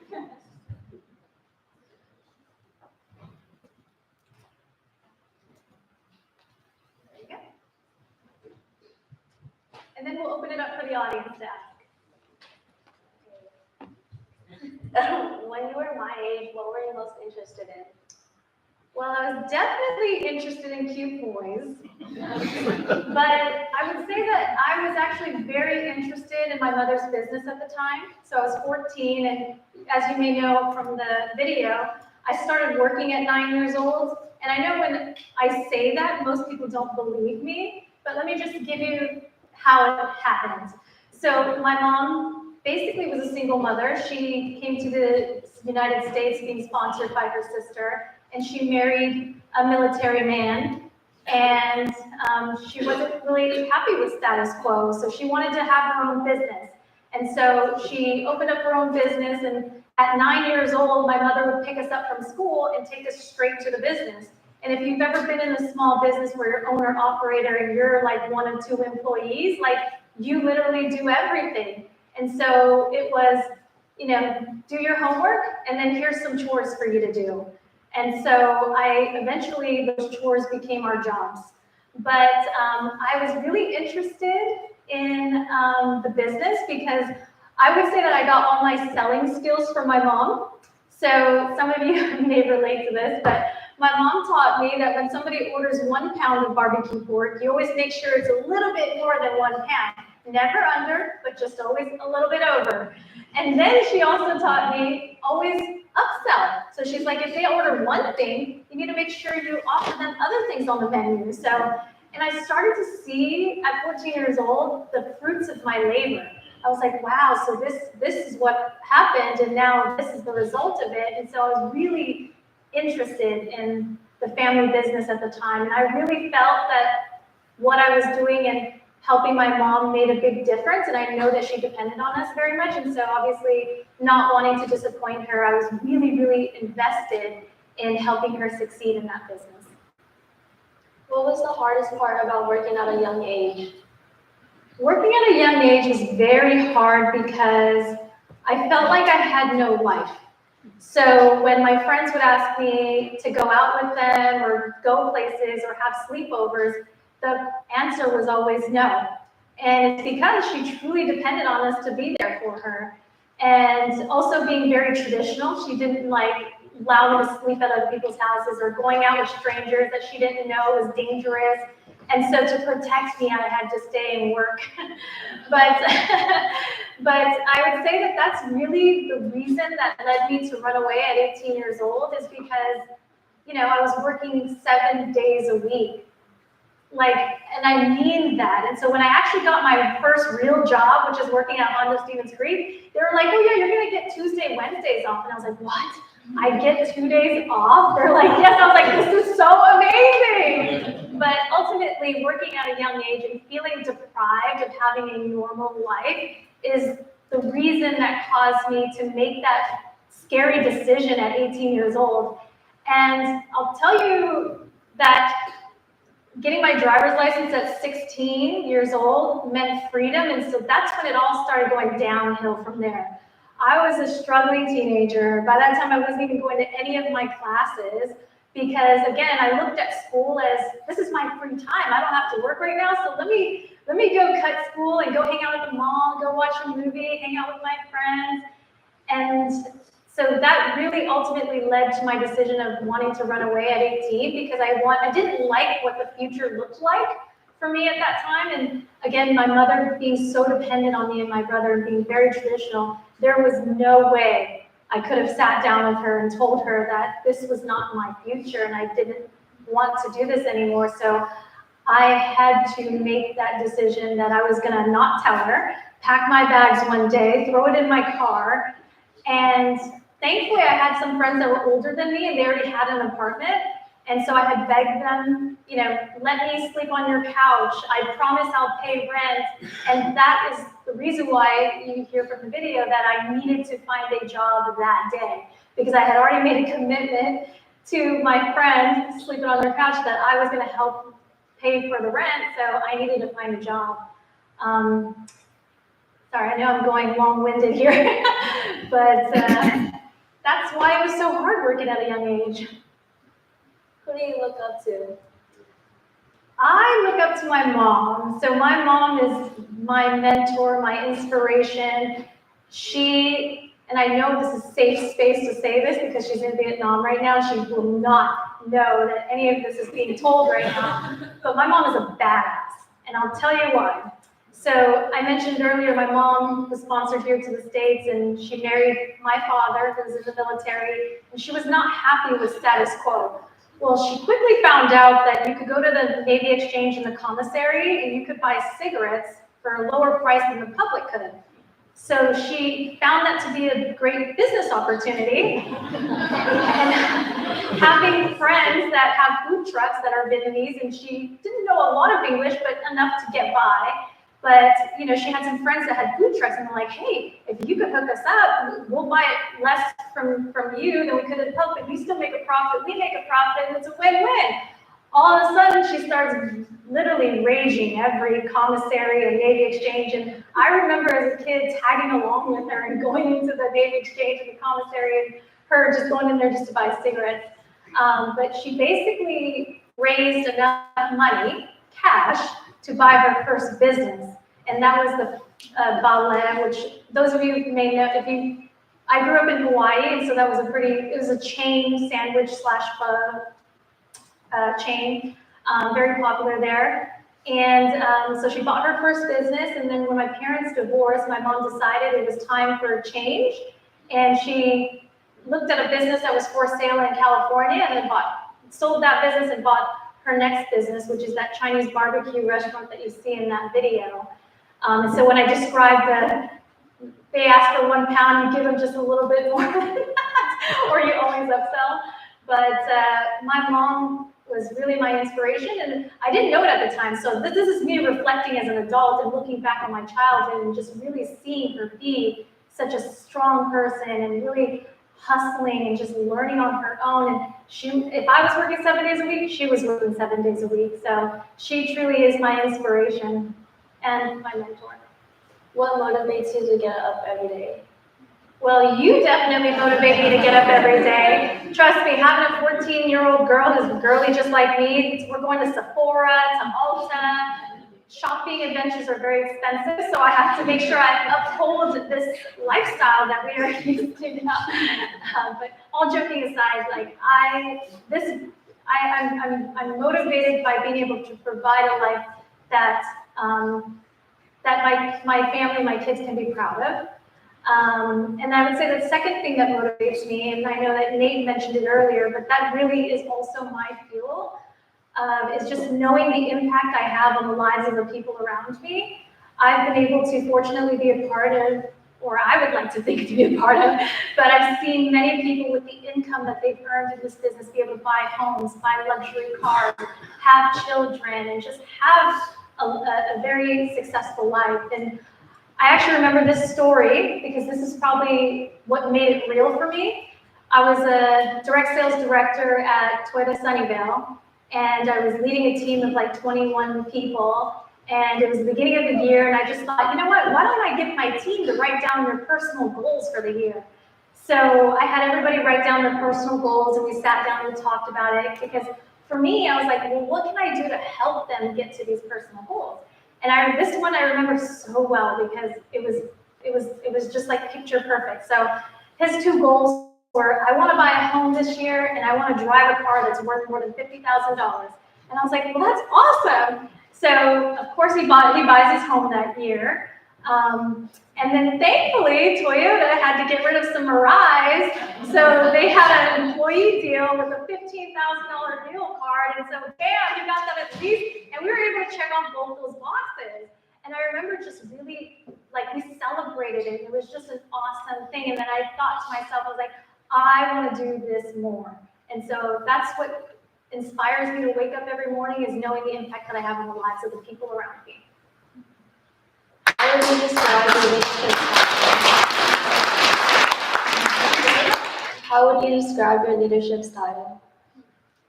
So I would describe my leadership style as I'm someone who leads from the heart first, which sometimes gets me in trouble, or I have to monitor that very closely. But I am somebody who leads from the heart. And I would also say that my leadership style is also lead by example. I would never ask somebody to do something that I wasn't willing to do myself. And also I feel the need to learn something and before I can, then pass it on to someone else. So I think that's, and then the last thing is, I would say that I'm very hands-on, sometimes maybe a little too much, but I'm thankful now that I can sit back just a tiny bit, because I got Angela and Elias with me now, but I'm very hands-on. If you those of you that know, I sit in a desk in the showroom, and I just love being in the action. It really fuels me, and it brings me energy by doing that. So. When you were my age, what did you want to be? When I was your age, I definitely knew that I wanted to be a boss. I didn't know what or how or what that was going to look like. I just knew that I wanted to be just like my mom. Like I said, she was my inspiration, and I saw her as a boss. And so I was like, I'm going to be a boss just like my mom. And that's what I wanted to be. And hey, look what happened. What challenges have you faced as a woman in the industry? I would say that the challenges I face have been mentioned today, like just understanding the perceptions. I think that's something that I had to learn and adjust going through management and growing in my career.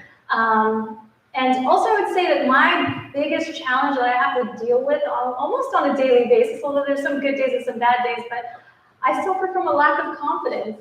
Despite what you see here, this person sitting here, you wouldn't even know the nerves that I had to talk myself into just to get up here on stage and speak in front of you guys. But it's my lack of confidence doesn't allow me to show up all the time the way I want to. And I feel like that's where I always have to be mindful and check myself when that happens. And it's something that I constantly work on. What advice would you give to someone who wants to lead a team? Don't do it, no. I think Nate said it earlier, more people, more problem. It is so true.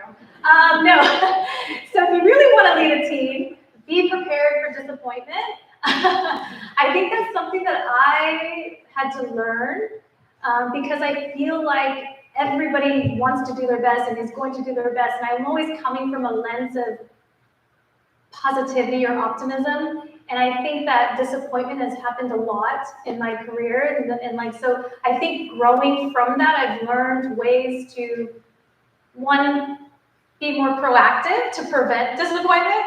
And then two, to learn how to deal with the situation when disappointment does come up.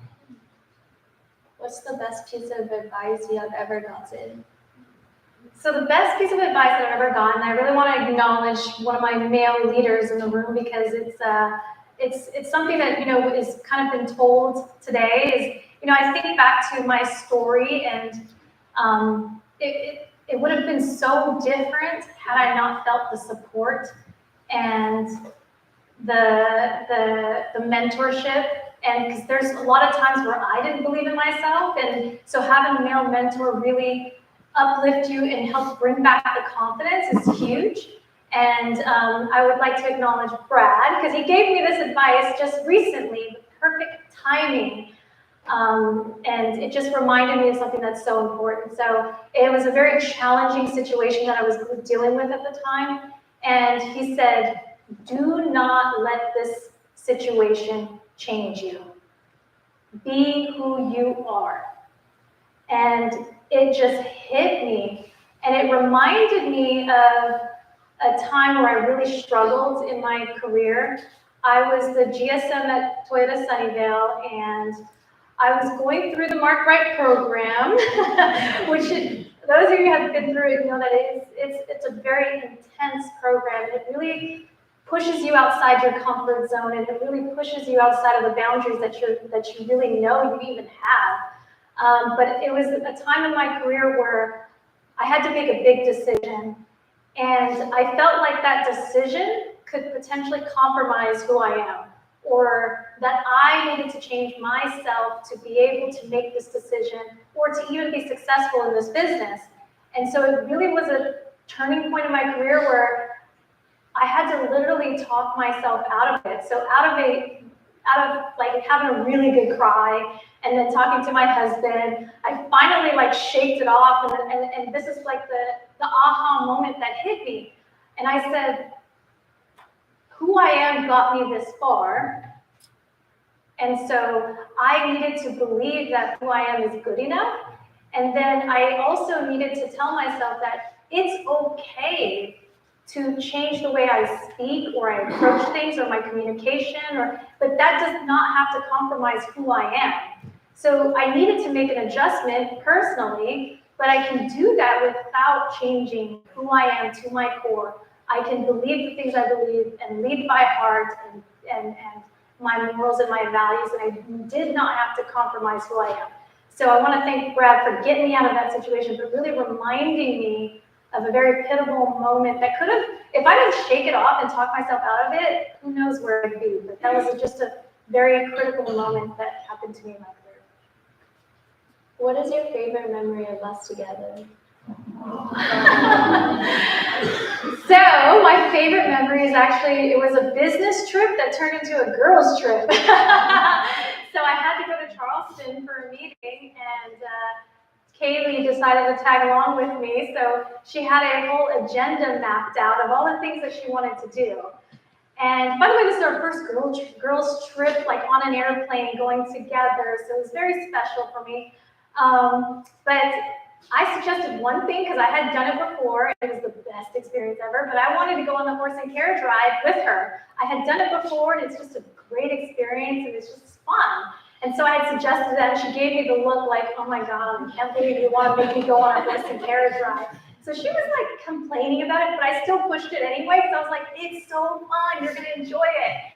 And then so we get on this horse and carriage ride, and of course, she's got a smile on her face and she's enjoying herself.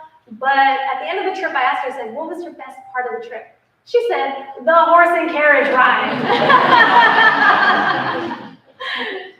Sorry. Is that it? That's it. Oh my God. Okay, so we can open up to the audience. Who has a question? If not, I'm ready to go home too.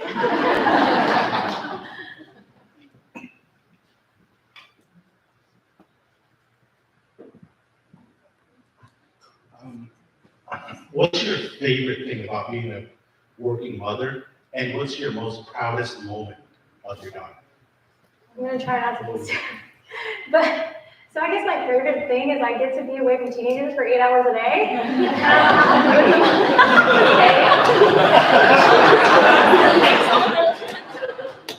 Those of you who have been to my EOS meetings hear my like positives and like it is a struggle to have teenagers, but all kidding aside, I would say that, I would say the biggest challenge with being a mother was I felt like there was a lot of moments that, I missed out as a mother.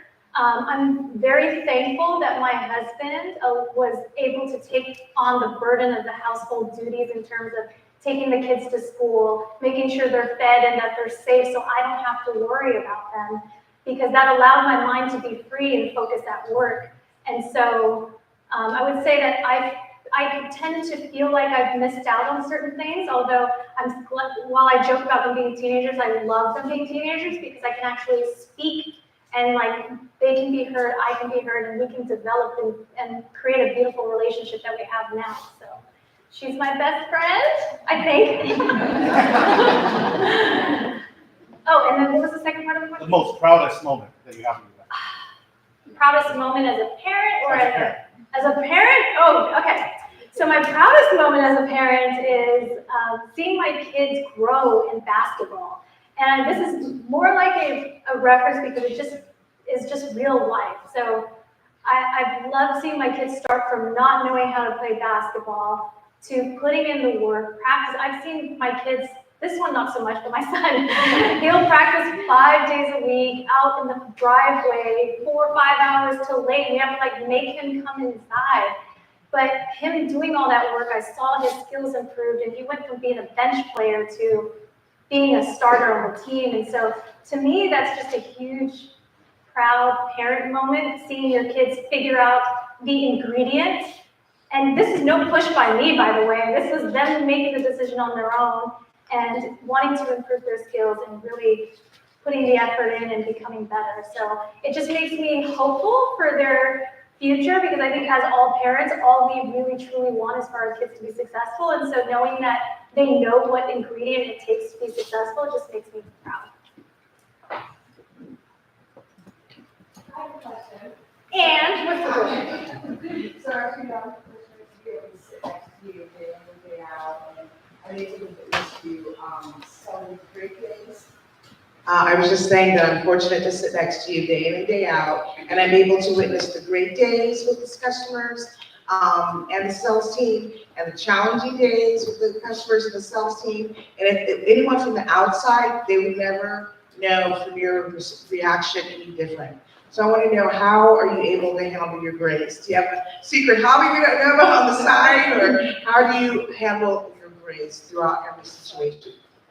I'll tell you, it is very hard. I don't know, sometimes you might see me disappear, you're like wondering where I went. It's because I went for a walk. Because when emotions are high, I think that I don't show up exactly the way I want to. So I think I've learned over time that taking a walk or taking a breather or not reacting in that moment is okay. And sometimes it just takes a little bit to gather yourself together. I would say naturally I'm a patient person, so sometimes those situations happen and it's pretty easy to do. But when they're like, it comes at you multiple times, or like maybe it was a rough week, then sometimes it's harder than the other. But going out for a walk or decompressing by venting has been huge. And I think that Kathy is my venter. When you see me disappear, I'm in the business office, you'll know why. It's a safe space in there.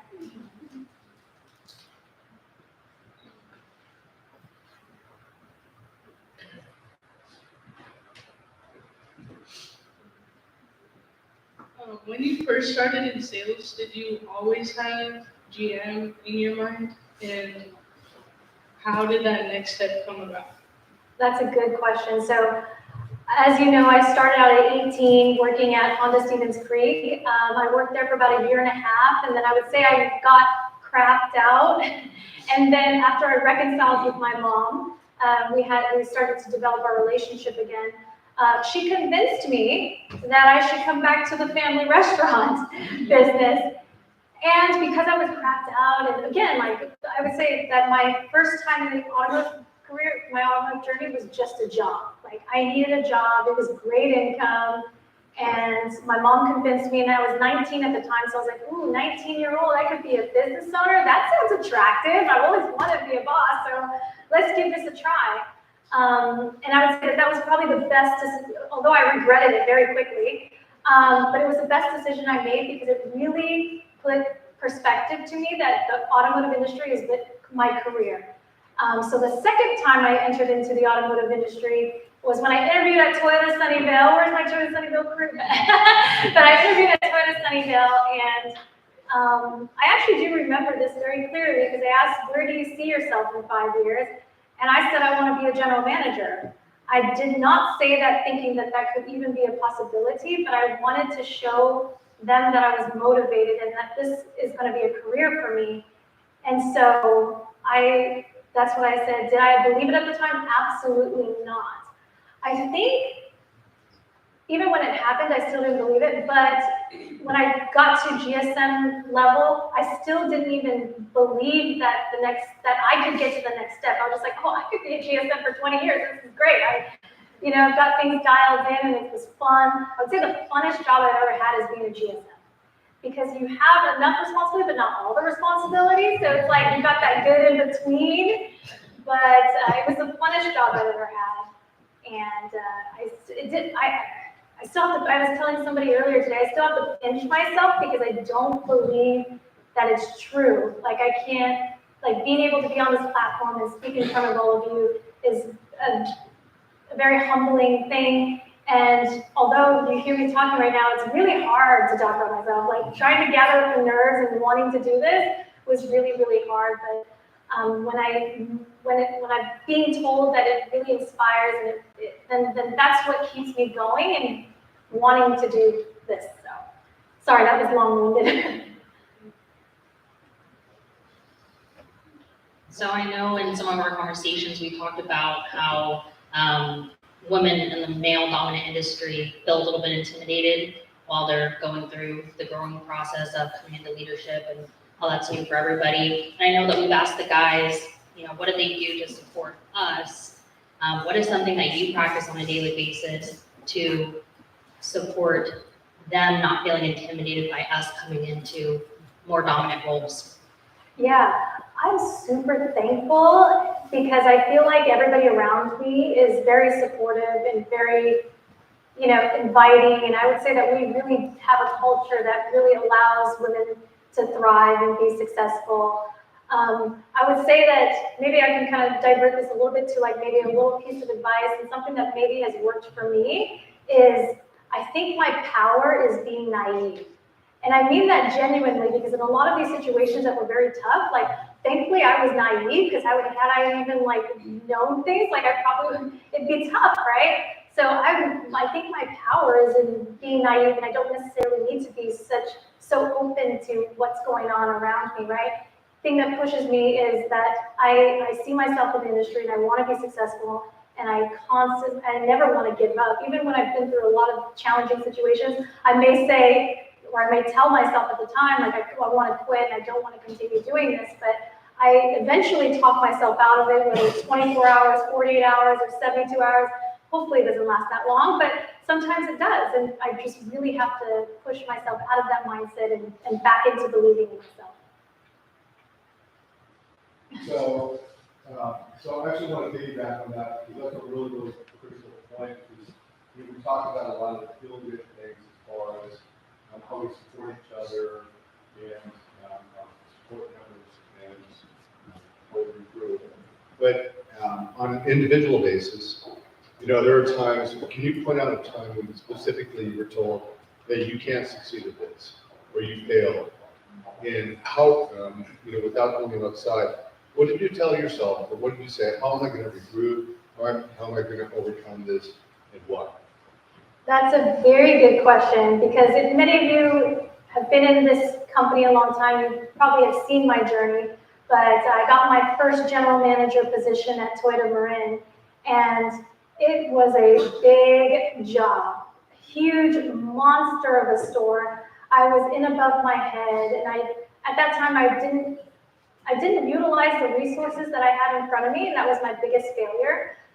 But being taken out of that job, even though, obviously I'm still with the company, right? So I got another opportunity, but spending the 10 months and really evaluating the learning lessons and thinking about like, when I do this again, how do I want it to be different and what ways it could be different. I really took the time to reflect and to really take a deep look and actually, I went in knowing exactly how I wanted things to go. And I went in with more confidence, and obviously the experience helped because you got through all the mistakes and the hurdles, and so the second go around always is better. But I feel like that was a critical moment where, although it was very hard, and again, those were the moments where I was thinking to myself, can I even really do this job? Am I fit for this? Do I need to change who I am or how I show up to be successful in this business?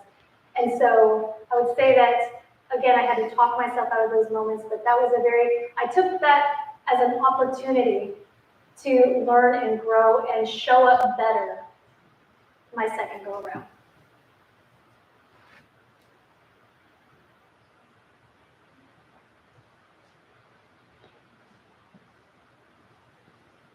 Hi, Diana. I'm a big fan of you.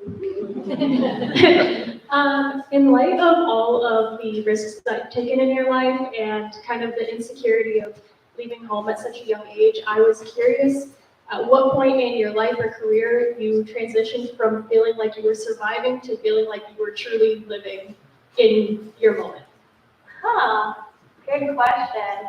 I think what really, and putting income aside, I think what really made me like, wow, this is awesome, and I feel like I'm now can say that I'm successful, is I was a sales manager at Toyota Sunnyvale, and I was driving this beat up, like 1992 Lexus LS, I don't know, this crappy car. And once I got my paycheck, I was like, oh my God, like this is kind of cool. So what am I gonna do? I was like, I'm getting out of this crappy car and I'm getting myself a nice car. So I went and leased myself a Mercedes E300, and I can tell you that working 10, 11, 12-hour days and driving home in that car made me feel successful. Sounds materialistic, but really that was my defining moment, I would say, getting out of that crappy car.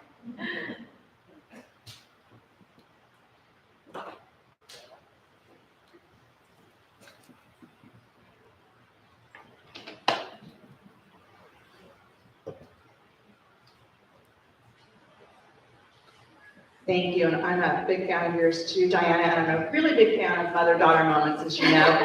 I'd like to turn the tables a little bit and ask your daughter, what are you most proud about that your mom does?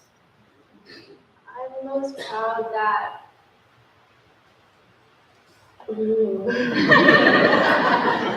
I'm most proud of how far she's came from running away to having 2 kids and a husband. Do not run away, by the way. I think we have time for a couple more questions.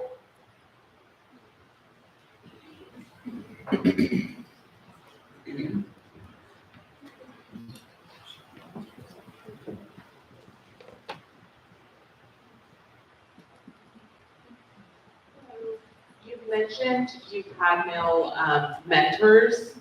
Being in the position you are, and running a group like this, how would you feel about like offering support, or what resources would you recommend females in sales in the positions that we struggle to be in and not having a woman to go to? Yeah. I am so fortunate that I've had a lot of male mentors, and I'm not anybody that's quote unquote, I've like officially labeled as my mentor. They've just unofficially have been. So I have not been fortunate enough to have a female mentor, and I think that's really kind of what birthed this whole thing, is being able to, be a mentor for others and really showing that there is a career path in this automotive industry. And hopefully we get to the point where people don't end up in this industry on accident, but they intentionally want to be in this industry. This industry is so beautiful because it's such a meritocracy. the harder you work and the work that you're willing to put in, there truly is no ceiling to the success or how far you want to go. You literally can go as far as you want to. There is no ceiling.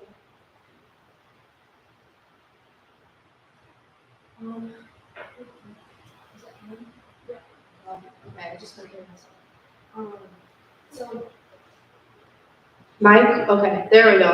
It's like I've never used one before. So my question is, I guess your journey, you went from being a saleswoman to a GM pretty fast. So I think what I'm trying to ask is, what are some things that you felt like you did that were able to help you move up that fast? Because obviously we all want to get to where we are, where we want to be really fast. And sometimes it's, everyone says trust the journey, trust the process, but sometimes having to wait is not fun, obviously. So I guess what are some of your qualities that you felt like have really helped you got there, and some decisions that either you said yes to or said no to that helped you get where you are?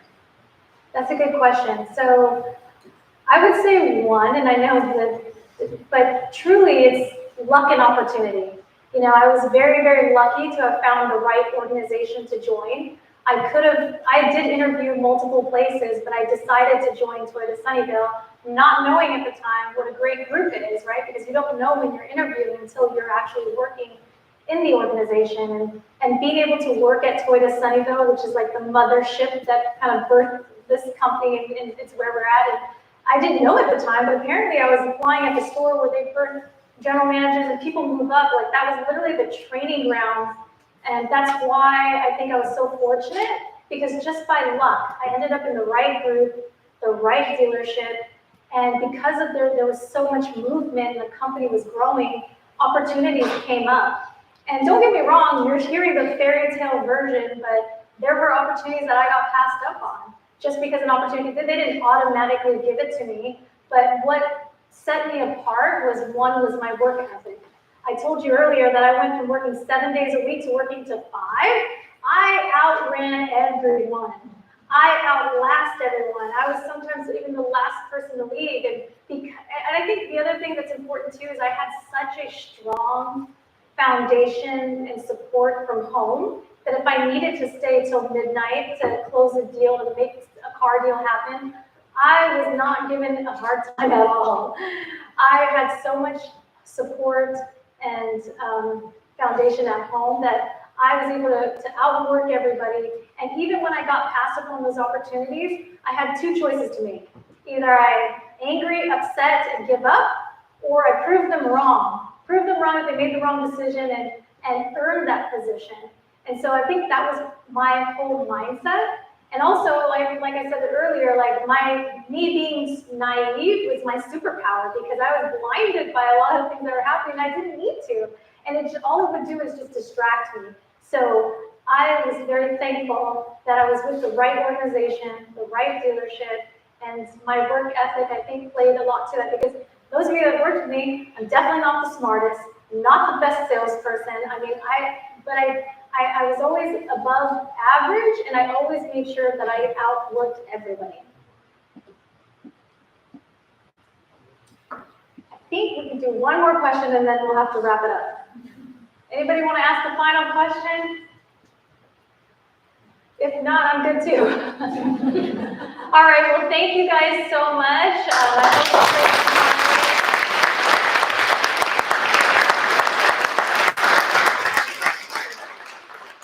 hope that you walk away feeling inspired and wanting to show up to these events again. And it's really, really tough, because doing these events, it's like you want to always constantly improve and one up the other one. I don't know how the hell we're gonna one up this one with having Maya here, having a celebrity. We might need more celebrity, but we got any celebrity connections that we can peel on here. But again, I hope that you felt that it was worthwhile, and thank you for all your support and partnership, and have a great day.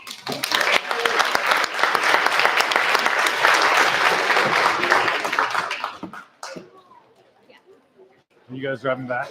Oh, yeah. Making the trip. Thanks for coming. Yeah, great seeing you. So we appreciate it. Thank you for coming. Appreciate you. Let me know if Sailor says anything.